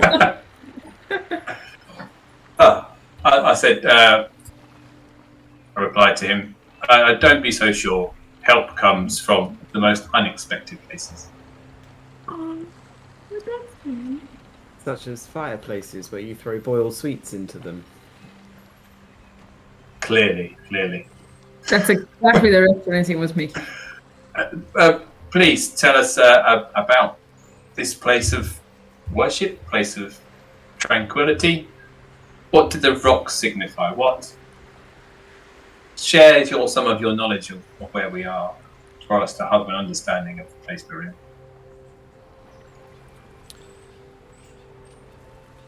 The rocks have been here since before anyone can remember. It was ancestors of old who erected this stone circle so close to the water. And that lets us know that people have lived here for thousands of years.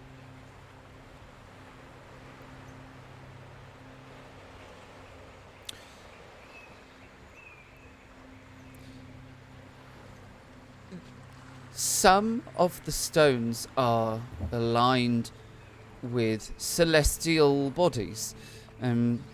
These ones here, and he points at like the slightly rounder ones in the north, the east and the west. Yeah. And he says these align with the sun and the constellations and the moon at certain times of the year. So we know that there is a sort of calendar or a measurement of time in the stones. We have added the bonfire ourselves so that there is always a place of warmth here. It means that even in the harshest winter, people can still come here and spend time to practice their faith or find some peace and tranquility or leave offerings to the sea. And he points to this like little stone table out in the water, and he says many people come every day and lay offerings upon the table, and when the tide comes in, the sea claims those offerings. What kind of offerings do people give?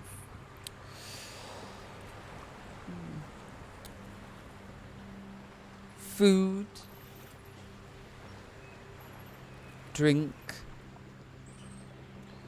Some people leave little creations of their own, woven.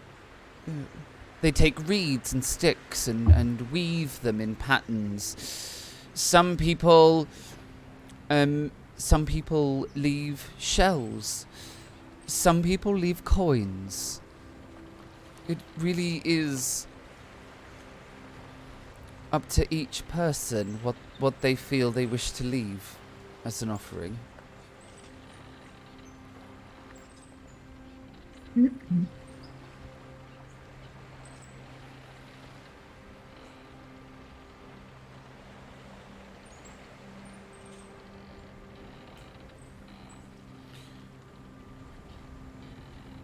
And I tend the stones like all the others that have gone before me. Has anybody else come recently to ask questions about these kind of rituals? We sometimes get the odd traveller who comes into town and is curious, wishes to see or ask questions. And those of the faith come regularly. Anybody, let's just say, different? Like, anybody that comes to mind that didn't look like just curiosity? There really tends to only be two people that come here. The curious. Yeah. Or the faithful. Okay.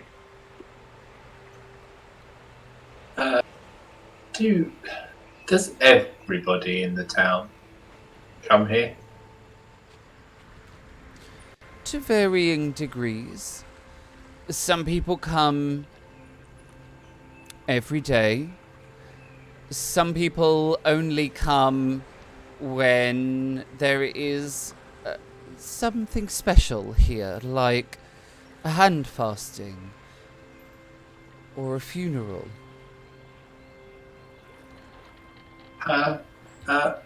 Just may seem an odd question, but has there been anybody who has been notably absent? Somebody in the town who stayed a while but never really came here? No one comes to mind. Also, you mentioned that here is also for funerals. We've heard that there hasn't really been a death in town for quite some time. Well, my mentor was the last and most recent to pass away. And before then, we have been quite blessed in that the only funerals that we have had here have been those of people who have lived long and fruitful lives.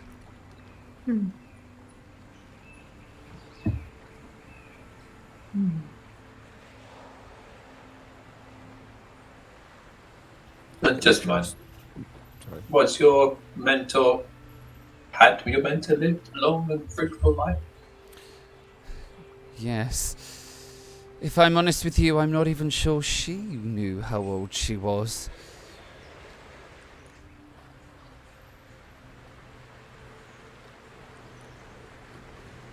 I don't think there is anyone in the town who can remember a time without her.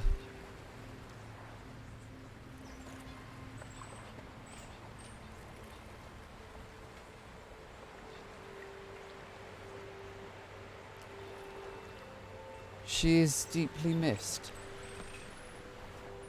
How long did you serve as her apprentice?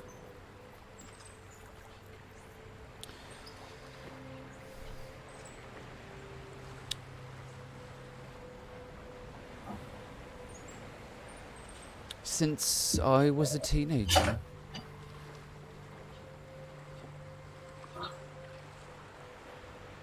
And have you always wanted to be the goat thief? Is this what you want in life? It's not what I was looking for, if that answers your question. But then life has a tendency to lead us to places we did not expect to go. What you're telling me is the apprentices are chosen. They don't choose the way? We are given a choice, but we are chosen.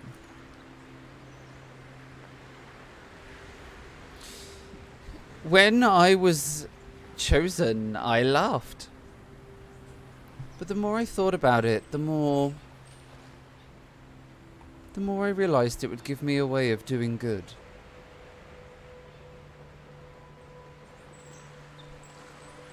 So no, it isn't.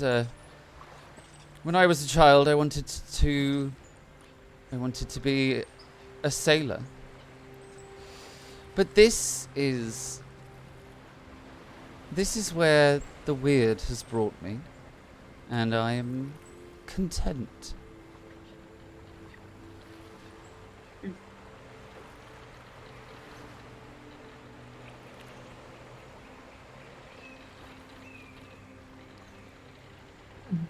You said you were looking for your friend. I'm sorry. You said you were looking for your friend who seems to have disappeared. I mean, we cannot find him, at least. I mean, did you want to share some details? Maybe I would recognize your friend, or be able to help. Do you know Rasmus Grimrod?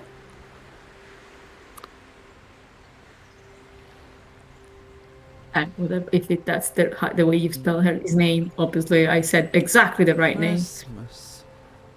The name rings a bell. I think he was a bit of a strange loner. Didn't really socialise with the town at all. Collected books. Yes, that sounds like Rasmus. Yeah. And do you know what became of him? If you recognise the name, he was clearly here. No, I'm afraid I don't. Do you know where he was staying? In one of the... Well, I think originally Rasmus was staying at the Mermaid.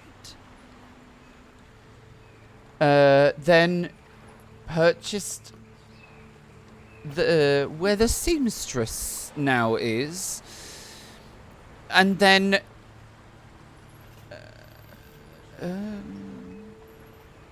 I don't know what happened to him. Who would be the best person to ask?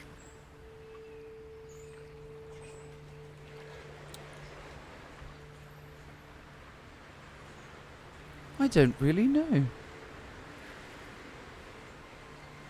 Does he look genuinely, confused, surprised? You can give me an observation roll. Oh, well. Come on.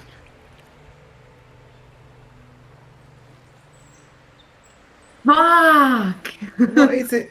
Has the bad rolls passed from Jack to Elstrad? He seems genuine.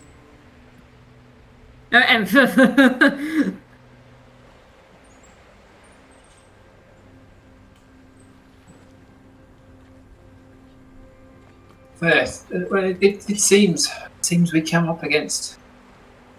No one seems to know much about our friend. You know, I mean, this is possibly a very random question, but if he was collecting books, except in his house, would you know where would be the best place, other than, town hall with all the registry, and records. If there is a library, any place where stuff like this would be kept. Well, I would assume that Rasmus would take his belongings with him wherever he has Of gone. course. It's just that nobody has seen him leave, from what I understand. Well, that sounds like a mystery. Yeah, it does.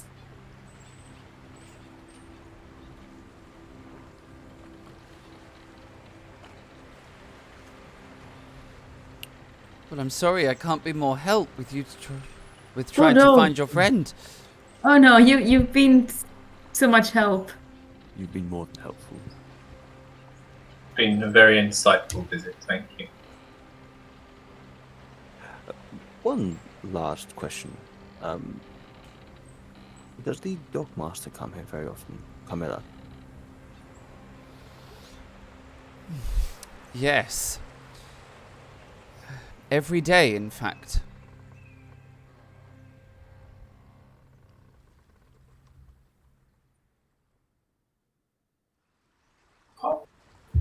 There are a lot of people that come every day. Yes. The Oh, okay. town... The town as a whole are quite... The town as a whole practice their faith. How long has she been Dogmaster here?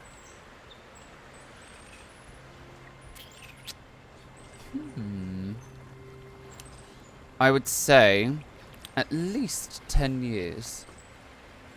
Okay.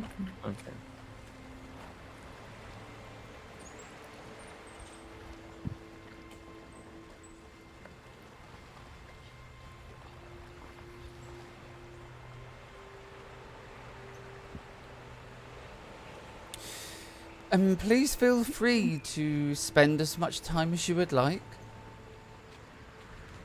You are more than welcome. Oh, thank you so much for all the attention you gave us, but we don't want to interrupt whatever you were doing, the task that you have at hand. Oh, I'm weeding. It is a task that I am more than happy for you to interrupt.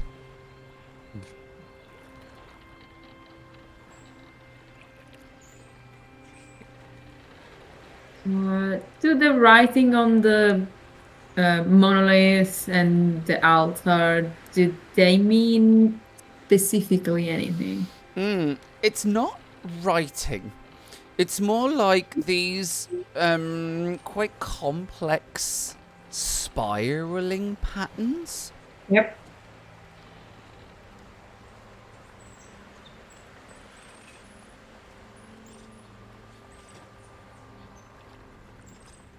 Have we seen them anywhere before? Are they similar to a bind rune as such? No, they're like they're not. They're much more organic, like long flowing spirals that all interconnect together. More like Pictish symbols. Sort of, but it's clearly not writing in any way. It's just to make it pretty. Okay, just before. Okay. Yeah. Kind of like he's making his way over to Max. I'm just kind of leaning and go, what are you feeling, Max? At peace. That answers more of the question than you think. It's not very often one gets to come to one of the temples of the old. Especially in our line of work. I remember the last time. Indeed. Wasn't so pretty. I've stepped into many places of faith. They all have their own beauty, and some respects.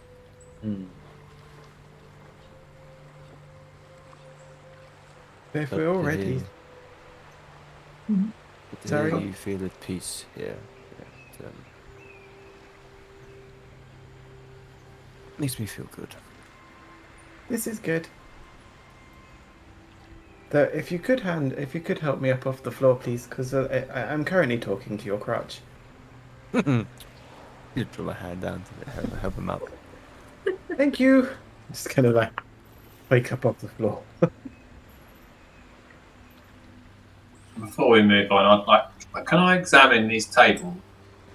Wait until that said about what is there any offerings on there currently? Yes, there are. There is, there's bread, there's fruit, there's seeds, there's shells, there's coins. And in the water around, on the ground, you know, on the seabed underneath it or around it, is there any evidence of any coins that might have been discarded off the table or pulled off or away, drifting towards the sea in this direction, kind of thing? No. So there is nothing around the base of this kind of table, other than obviously like stones and shells and sea things. But there is nothing unnatural, or there's nothing there that wouldn't just be there. So there's none of the offerings, and none of the sort of detritus of the offerings, or the rogue coin that has got fallen off of the table, well, that has sunk to the rocks below. There's nothing like that at all. Just what's on the table.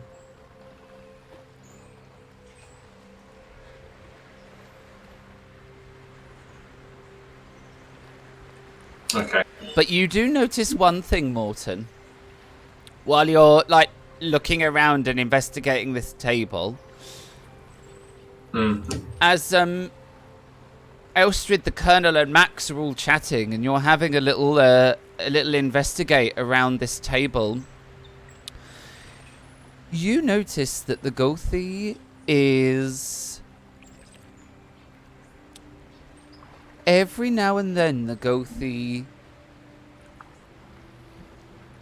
looks up and kind of watches the group, Max, the Colonel, and Elstrid, and then kind of goes back. Like every now and then we'll just look over the shoulder, watch them for a bit, and then get back to work.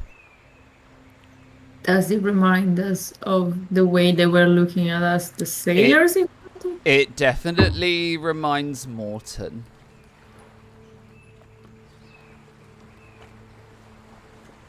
Okay. Morton would definitely notice that. Definitely notice. Everyone else is too busy chatting, but Morton, you would spot that that the Gothi is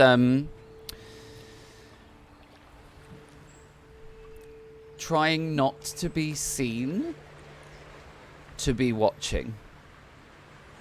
I think Morton would like to place an offering on the table.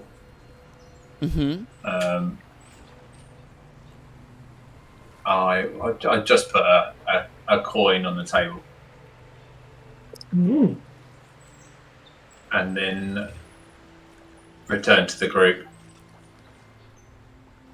I think we've seen enough, don't you?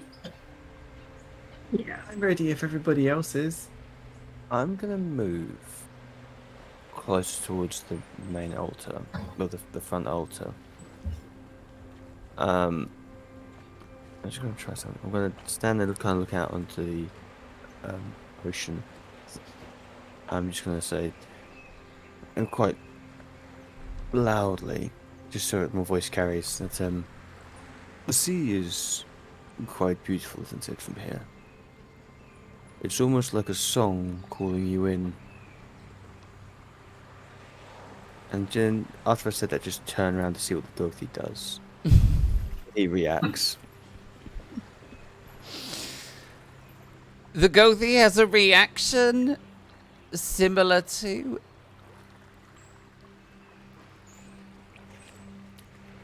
He has a look of concern on his face.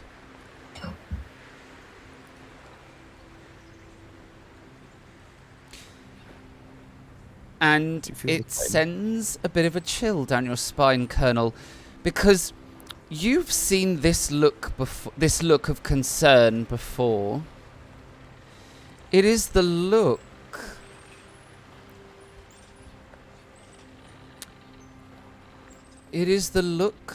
that you give a soldier when you know they're already dead. They just haven't died yet. It's that look. It's like that look of concern.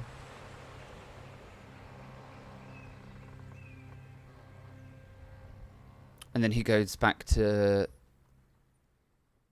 tending the shrine.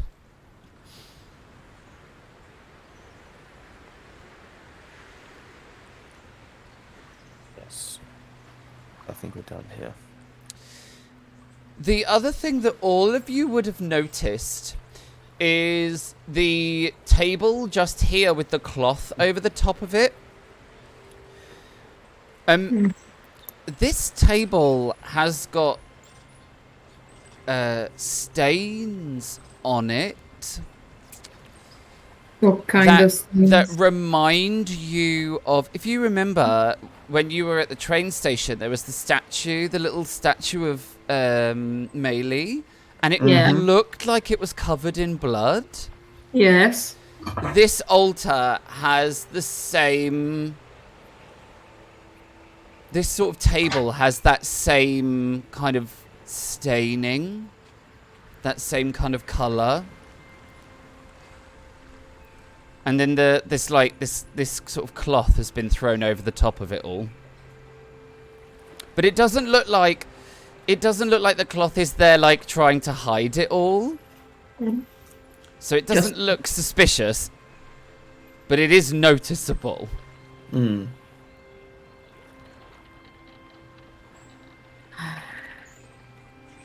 Does it look recent? How congenial? Yes and no. It looks like this table has had multiple layers. Yes! But it's not filthy. Like, it's not like filthy and covered, but it's got that like... Blood is really hard to get off of things. If you're a woman.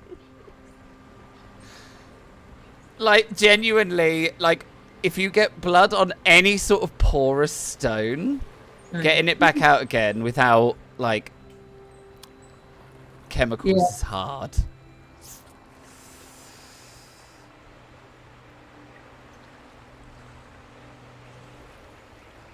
Okay.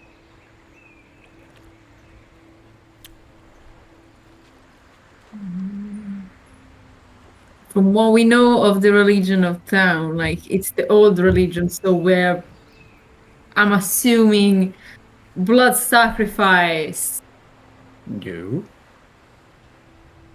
could be a thing. I feel like Max is probably the only one, because Max, you're I'm a worshipper you're an of old the... faither, aren't you? I am.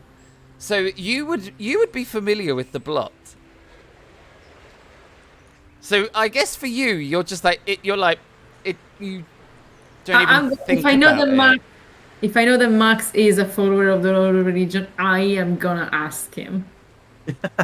And then I will ask the GM.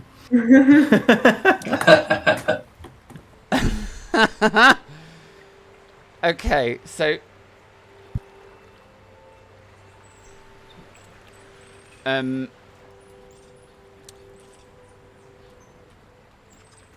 so the blot is a...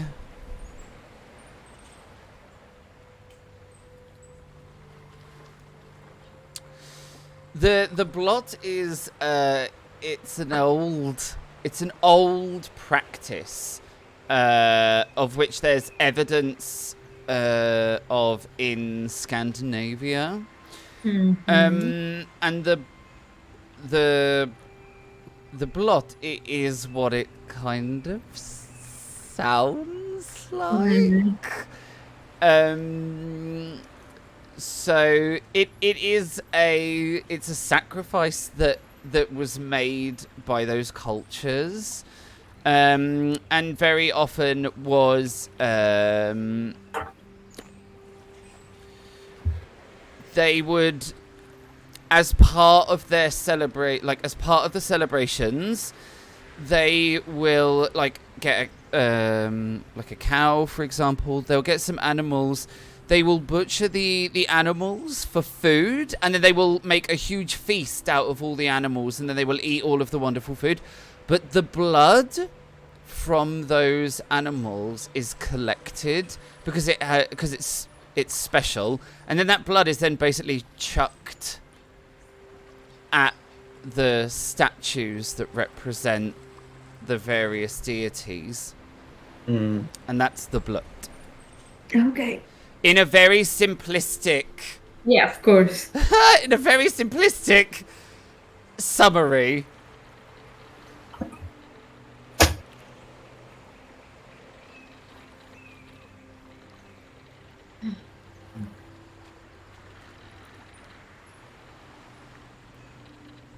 Okay. So, possibly just that.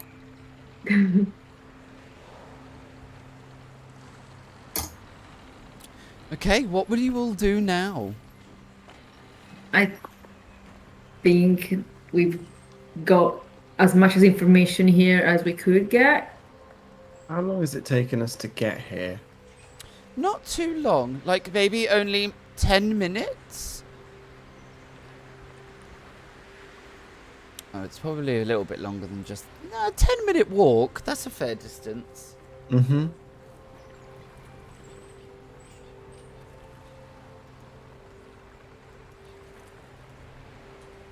Right, shall we?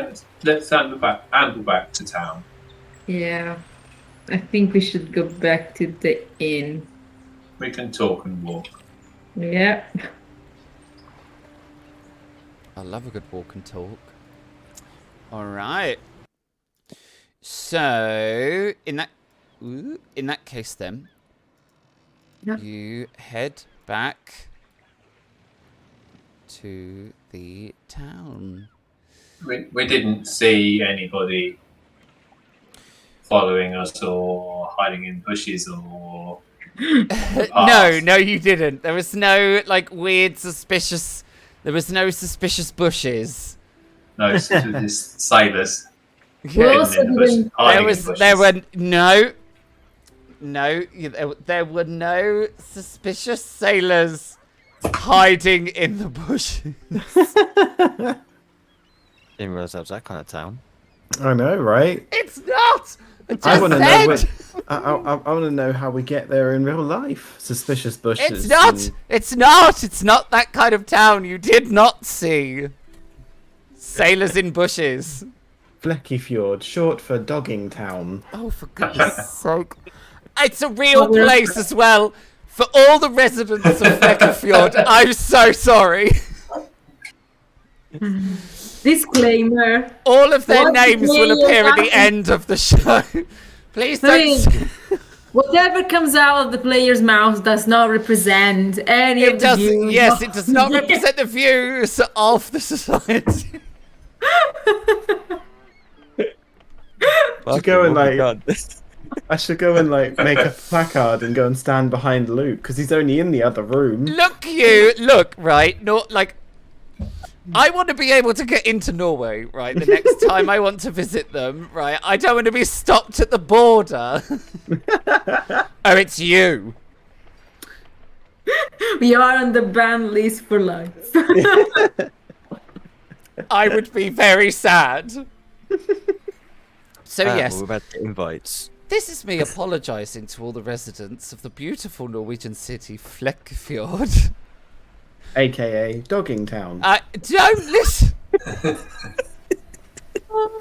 As the joke, didn't land enough the first time, we obviously. Exactly, full of peeping toms in bushes. I just. We will need to remember I next just time can't. when we do the recap next week. Yes. Yeah. So we made our way back into Dogging Town, and we didn't catch any peeping Oh, toms for in the God's bushes. sake!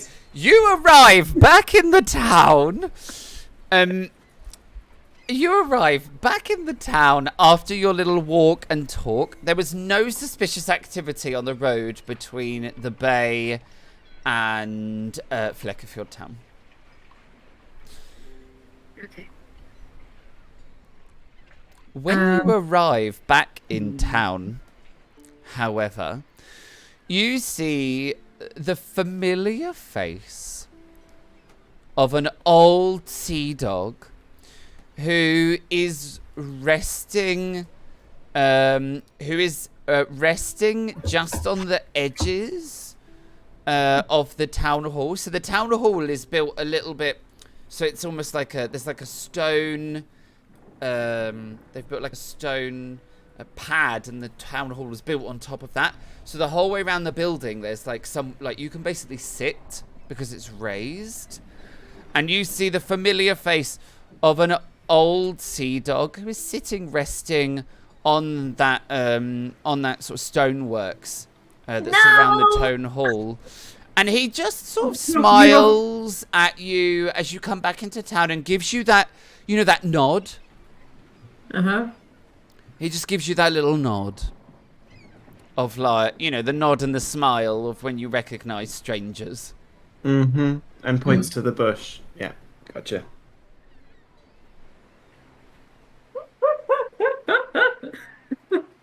You're gonna get banned Wrong from time. the live if you time. keep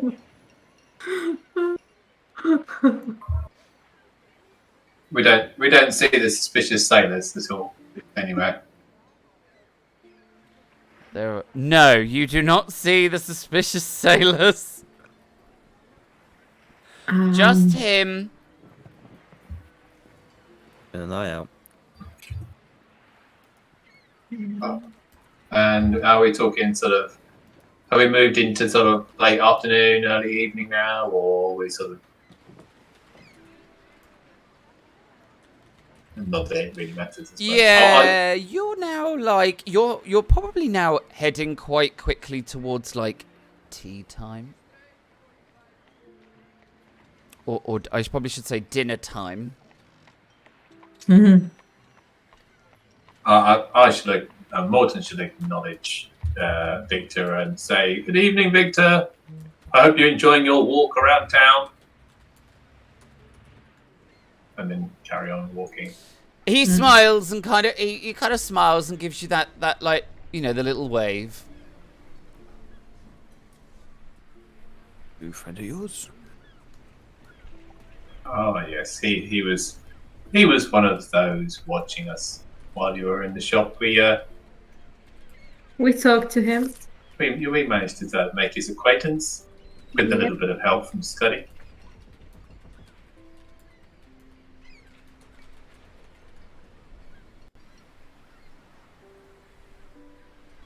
Don't get me wrong, I thought it was just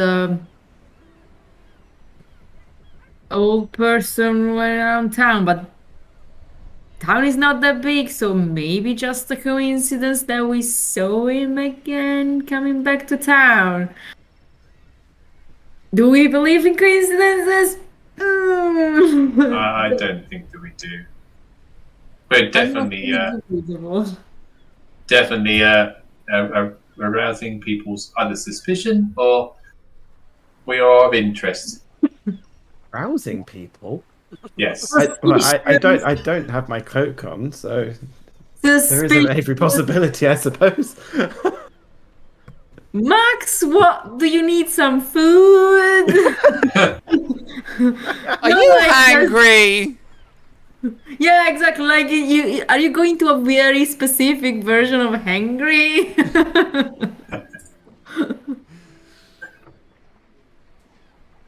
let's make our way back to the mermaid and think over the day. We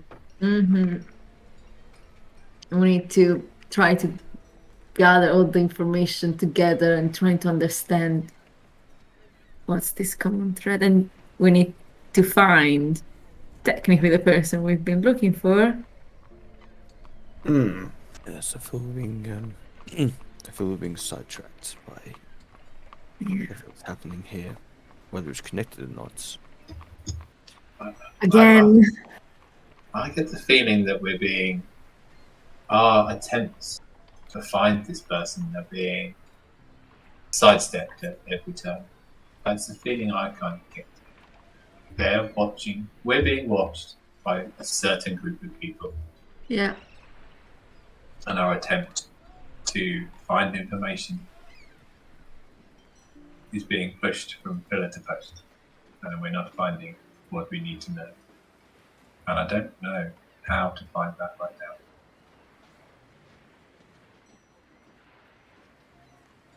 I still feel that New Gothi might hold the key, but I'm not sure.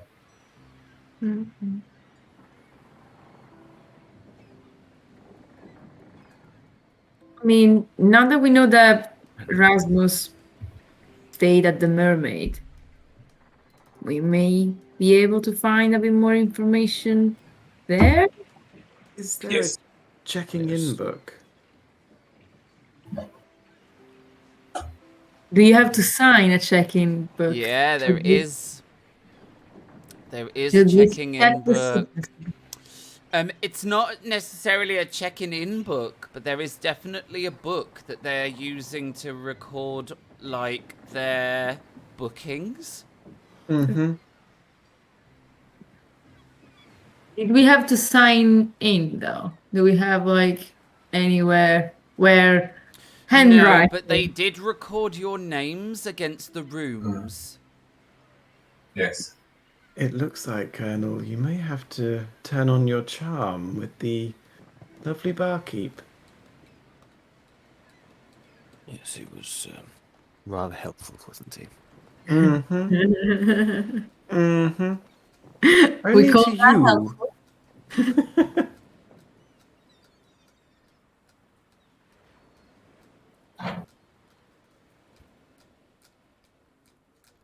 So do you head to the mermaid? Sorry, Yeah. we're walking and talking. I'm moving us. All right, Yes. all right. Yeah. Well, I very vaguely rely. You want to go straight into the mermaid, or do you know what? I'll just plonk you. I mean, while walking, do we see anybody else looking at us? Not the suspicious sailors. Do we see anybody? Are those two people on right there looking at us, or are they the same people that were in front of the shop this morning? Afternoon. You The suspicious twins. What do get you have against twins? you. For the people that don't know, I have a twin. Yeah, I'd like proper identical twins as well. Oh yeah. Debate.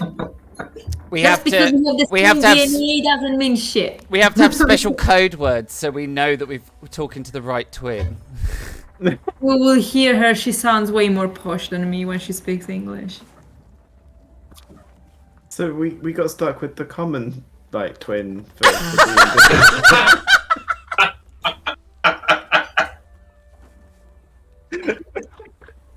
You did kind of walk into that one. Yeah, there's nothing I can say to that. Don't get me wrong. A friend at work that actually met both of us says that she sounds English and I sound more American. Yeah, so the common one. Oh, it's too much. It's too. I wasn't ready.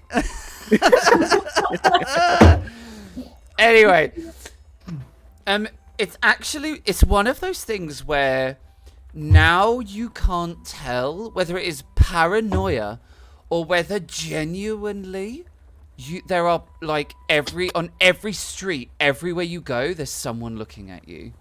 It's not paranoia if they're really out to get you. But do you know what I mean? You're now in that world of like, are they just looking at us because we're outsiders and we're on the street, or are they looking at us because they are watching us? Who is involved? Who is connected? Like, you walk down one street and, you know, there are a couple of ladies who are walking along the street who watch you walk past. Then there is a couple of sailors on the next street who are watching you as you walk past them. There's an old woman with a truck with vegetables in it, and she watches your every move as you walk past the store. Like, but you can't tell if they're really just watching you, or whether it's paranoia. And you get that by the time you reach the Mermaid Inn. That kind of feeling has really settled itself all the way in, where you really cannot tell whether you're being watched or you're just paranoid about it. On the walk, from any of the sailors or residents, do I hear them humming any songs? Ooh.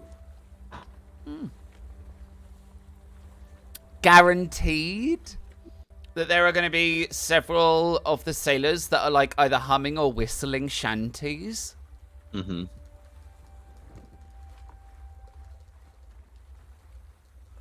Like anything familiar to the song we heard in our dreams? No.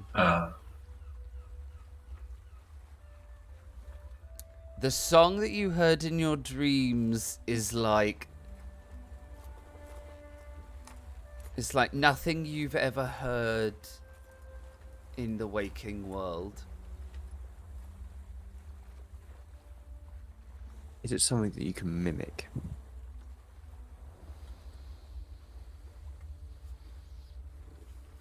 I imagine that if you were a confident singer, you could deign that you could be able to try to kind of hum the tune again, or sing that song because you'd heard it.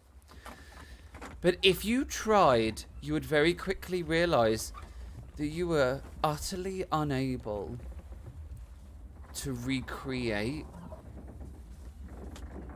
the song.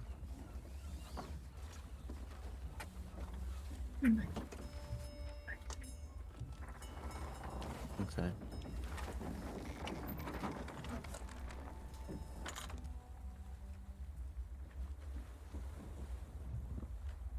Out of the songs that I did hear, what kind of, were there any shanties that referred to like siren songs or that kind of reference, or any shanties that seem local to this area?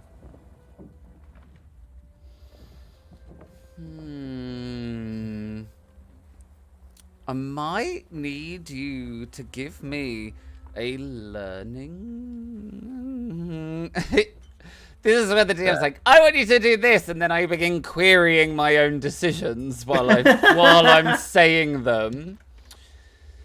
I think it would be. There's a help. Oh, nice. Okay. Okay, let's look at this. Right. Learning.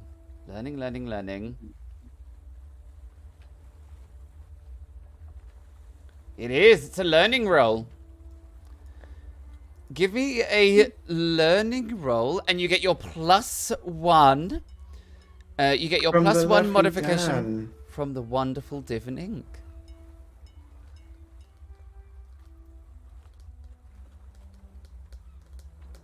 Yes! Hey! Thank you! I love how every time you've had an assist, you've had 1 die. do the success for you. That's incredible. Oh, All right. You're chat actually... knows I need it.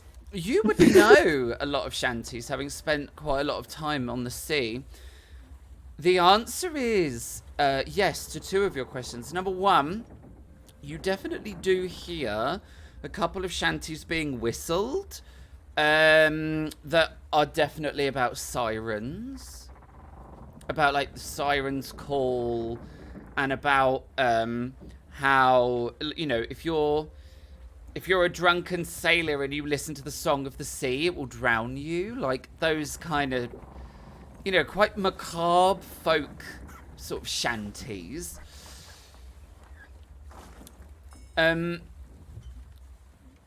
You do encounter a group of sailors who have clearly sort of are enjoying their land time. And one of them has, like, a little concertina. Had to bloody think what it was called then. Like, one of them has a little concertina, and they're all, like, sitting. They're all sort of sitting around comfortably. And this one sailor with a concertina, like, breaks out, like, a little bit of a tune. And they all kind of, there's a little bit of cheering, and they all begin to sing. And you realise it is a shanty that you have never heard before, which kind of makes you feel like it is potentially a local one or one that's farther afield. The fact that it is in Norwegian makes you feel it is probably a local shanty.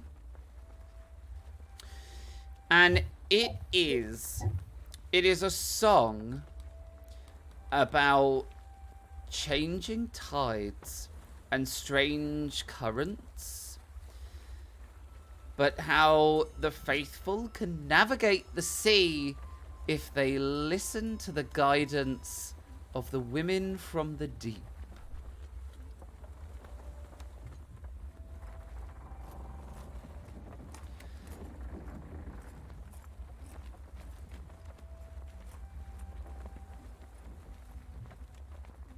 And it's got a few, like, verses about, you know, sailors who, you know, have listened to these women and they've been guided safely, and sailors who have crashed and have been rescued,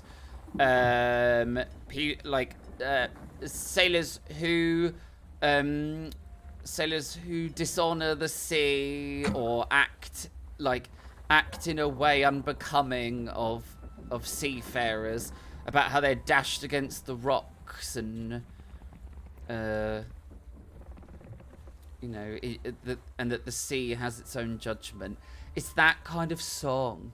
But it's got a jaunty tune that makes it quite a joyous, well, raucous kind of joyful song, even if the content and the message is actually quite dark. Welcome to folk music.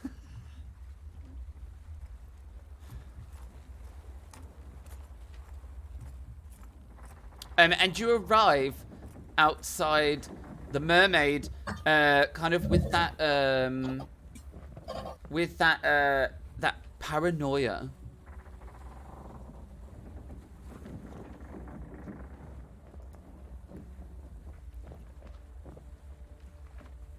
Are you heading in? Yeah. Yes, yeah. Yep. I need to open the door. That's why you haven't done anything. Ouvrez la porte. There you go. Open the door. Oh, Going hang to on. sit down at my table chair. Oh, uh-oh. Yeah. Uh-oh.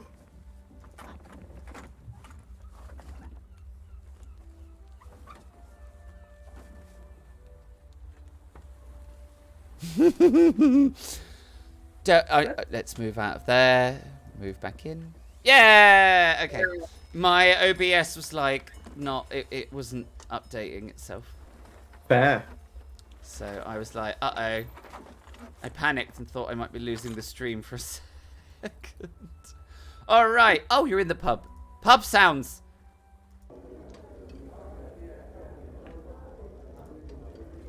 You sit yourselves down at the table that you suddenly realize is becoming your table. The one next to the puke. Yeah. It's not puke. It's beer. Uh-huh. It's a big That was- beer slosh. I'm sure it was when it went in first. It's a big beer slosh. That would have dried up by now since it was there since the first night. It is a thematic addition to the map to give you the idea of what kind of establishment you are in. Not the fancy one. Nope, there is no cleaning.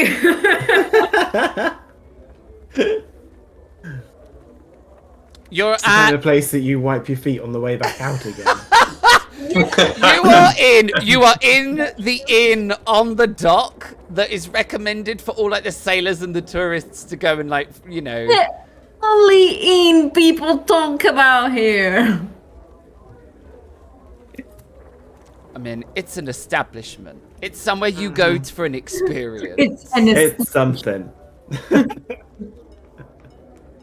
It's like your favorite nightclub that has a really sticky floor. Like, it's an Oh. amazing place, but there is something gross about it. Never wear your favorite shoes. Gotcha. I spent so many years in a club called the Pink Toothbrush, and it had the stickiest floor in the universe. It was awful. Yeah. There are certain places that you go to and you're like, yeah, this is what I'm expecting to step onto. You come into the inn and the normal clientele are there. It's a mixture of sailors. There are a few townsfolk dotted about. And it's clearly like the beginnings of an evening meal as people are starting to gather at tables and are starting to order food. Do we notice any looks from anybody as we come in? Any unusual looks rather than just those people that just swing their heads around and go to the bars? Yeah, no, there's nothing unusual in here.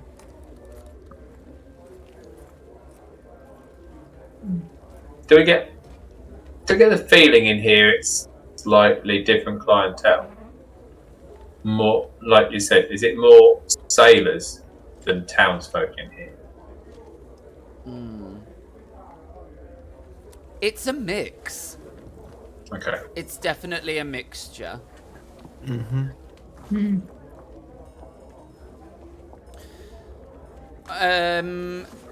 Are your plans to have a meal Yeah. and then Send the colonel up for information, yes. Unbutton that coat. Exactly. all right. You get very hearty meal served in the inn. It's very Poor Max won't be able to cope. It's very sensible, very, very hearty, very delicious, fresh food in the meal. And then as you finish your food and you're all kind of there with your empty plates and drinking the various drinks, you enter into the conversation of trying to like coax the colonel to go up to the bar. Do you know what I mean? Like go on, like. That's cute. Before I go, what questions do we want asked? We want We to need- know who stayed here. Yeah, we need to find if Rasmus stayed here because that's what we've been told. We need to find some way to check if our suspicious that he's the person we're looking for is actually true. So, since we know his handwriting, since we have the notes, should we try to find something that he signed? I mean, it's very unlikely we don't have credit cards to sign here, but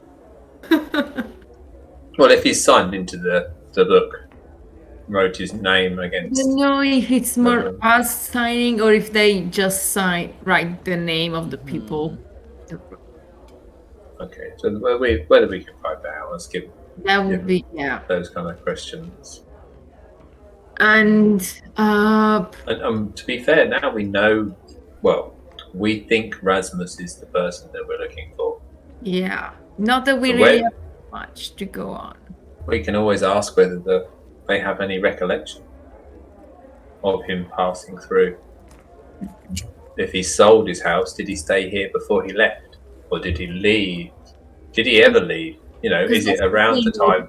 He stayed here for a while, then he bought the house. Yeah, and then he left. The house was bought again. Exactly, in quite a short period of time. Yes. Did he appear here again after the house was sold, or not? There's Yeah. 2 entries, one sooner rather than later. Yes, that's good. The barkeep may remember. Also, at this point, a few people know that we are staying here, so we need to check if anything's coming from them. Because again, I left the request at town hall to know who's the oldest business, which one is the oldest business, or who is the oldest business owner. Did we want to know who was the last recorded death? Did we want to know that as well? I think. I mean, at We this couldn't point, find of any record of people leaving or dying. yeah, the Goathy said that the last person technically to die was the previous Goathy. Ah, yes, true. Yeah. So I'm assuming, don't get me wrong, since it's something we cannot check, because at least in the records it doesn't really have records of recent deaths. At least we couldn't find any recent deaths recorded anywhere. We have to take that for word for it. I mean, the bartender may, tell us if somebody died, but that sounds a bit weird, I guess, to ask the bartender.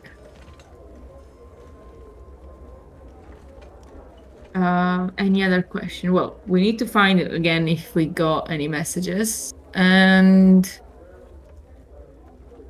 mainly trying to find Rasmus. Obviously, we may need, if Rasmus is not the person, which at this point is kind of unlikely, we may need to ask if there's anybody that kind of had the same pattern, as in coming, trying to stay, and then not.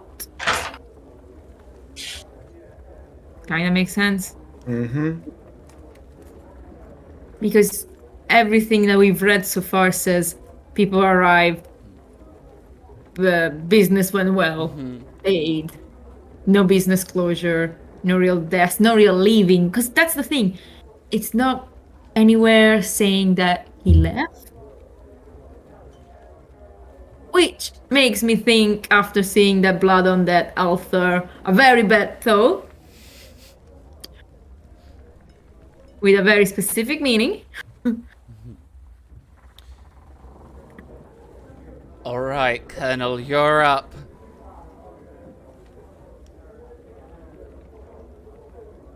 Can I give him inspiration? Guidance. We're ready, Colonel.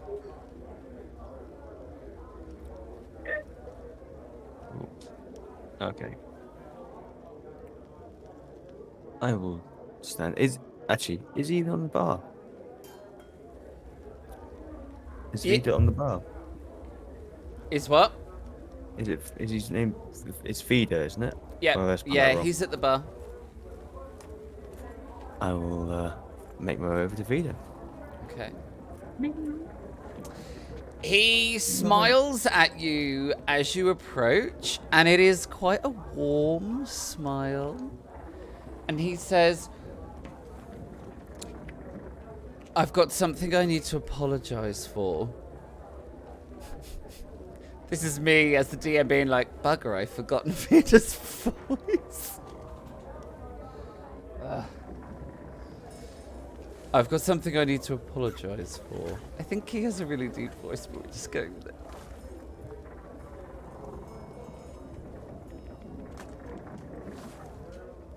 What's the matter?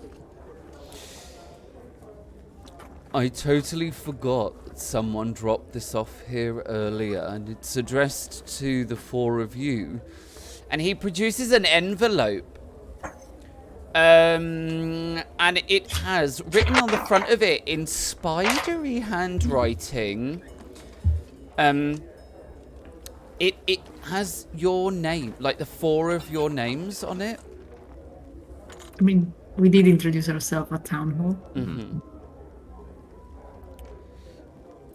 And I totally forgot this was here until just now. I should have given it to you when you ordered your drinks. It's not a problem. I will drop this back off at our table, and I will come back in a moment. Just give me a moment. And I will make my Take way. all the time you need. Make our way back to the table. He is so after the Colonel. And I will drop the envelope off and sit back down. I would like to be here for this letter, just in case it's not from the town hall.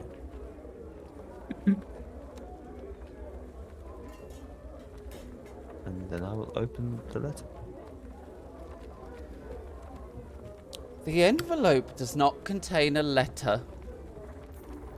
It is not a folded piece of paper, or anything like that.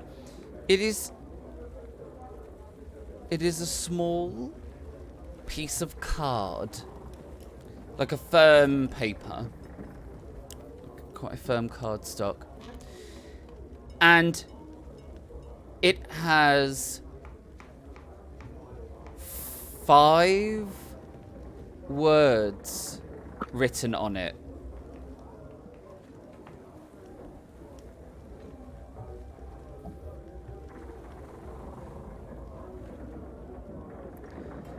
Be careful.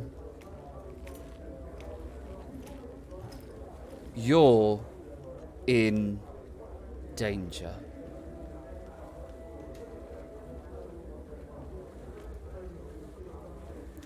And that is where we're going to leave it for this evening's session.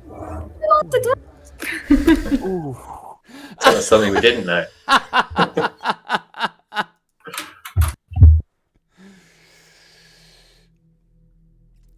That is where we will leave this evening's session. I'm going to flick back over to here. I know, right? I've got to keep these people in chat coming back every week with summon. Suspicious sailors in bushes aren't doing it for them. Well, I'm trying to maximize my attraction value by using cliffhangers, suspense, and suspicious sailors in bushes. Yes, the town of dogging. Thank you so much, everybody who has joined us this evening. And I want to say a huge thank you to our amazing... No, you're over here. This amazing cast who have joined us for this evening. We're going to do a quick rip around of the cast. Who are you? Where can we find you? Who did you play? What do you want to say? I'm gonna remember it. It's gonna become You need really to just write it down. I And know it's stick gonna it to your become really monitor. smooth and like everyone who loves it. I'm gonna do the Colonel first this time round because the Colonel. Why not? Let's do it in reverse order for once. Colonel. Yep, I'm Jack. I've been playing Lieutenant Colonel Bartholomew Seaton. You can find me here on Sundays. Other than that, it's the only social media I would use is Instagram, which, if you follow me, all I'm going to do is end up liking your stuff. I don't really post anything on there. But yeah, that's me.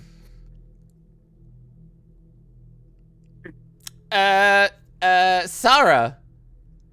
Well, hi, I am Sarah. I played Elstrid.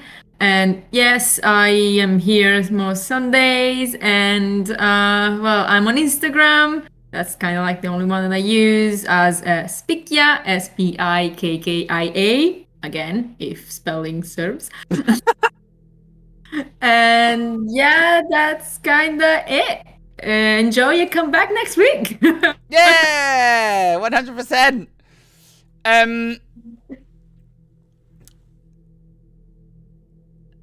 Mike.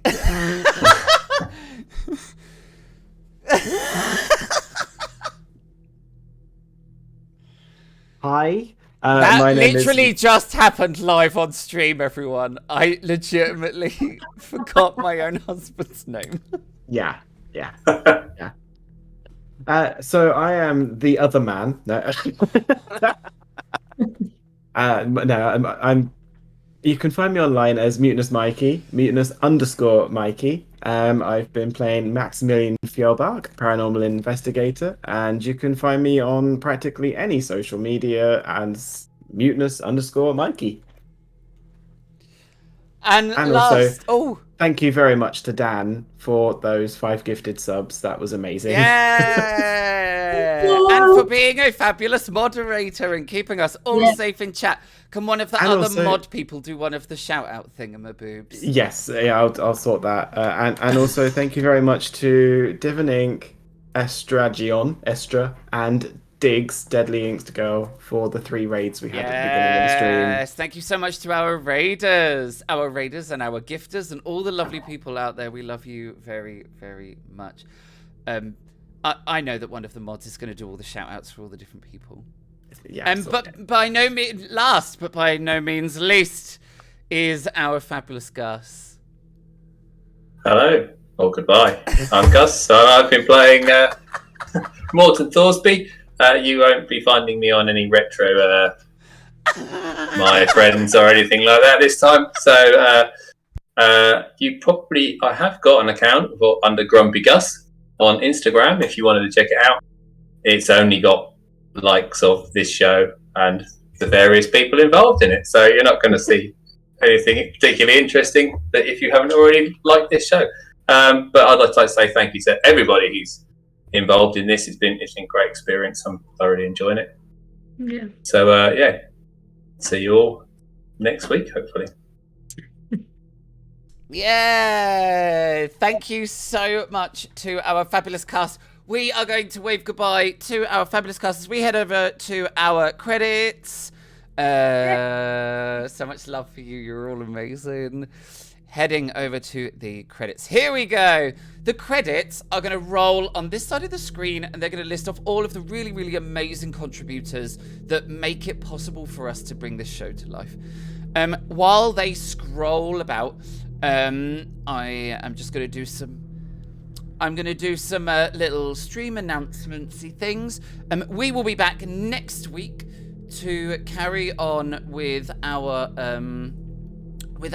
stream and continuing on with the story. So if you liked what you saw this evening, hit the follow button, find us on our socials, and we hope to see you next week for more mystery and excitement. Just a quick update. There is going to be a social media announcement this week coming about our next giveaway, which is going to be our big affiliate giveaway. We are super excited to be announcing the first of the prizes. Spin around quick. So one of the first prizes that is going to be included in the big affiliate giveaway is this incredible signed print by Johan Egerkrans, who is the original artist and inspiration for the RPG Vaesen game. So that is going to be on the list. Keep your eyes peeled on our social media, and we will be revealing the big prize list for our big affiliate giveaway.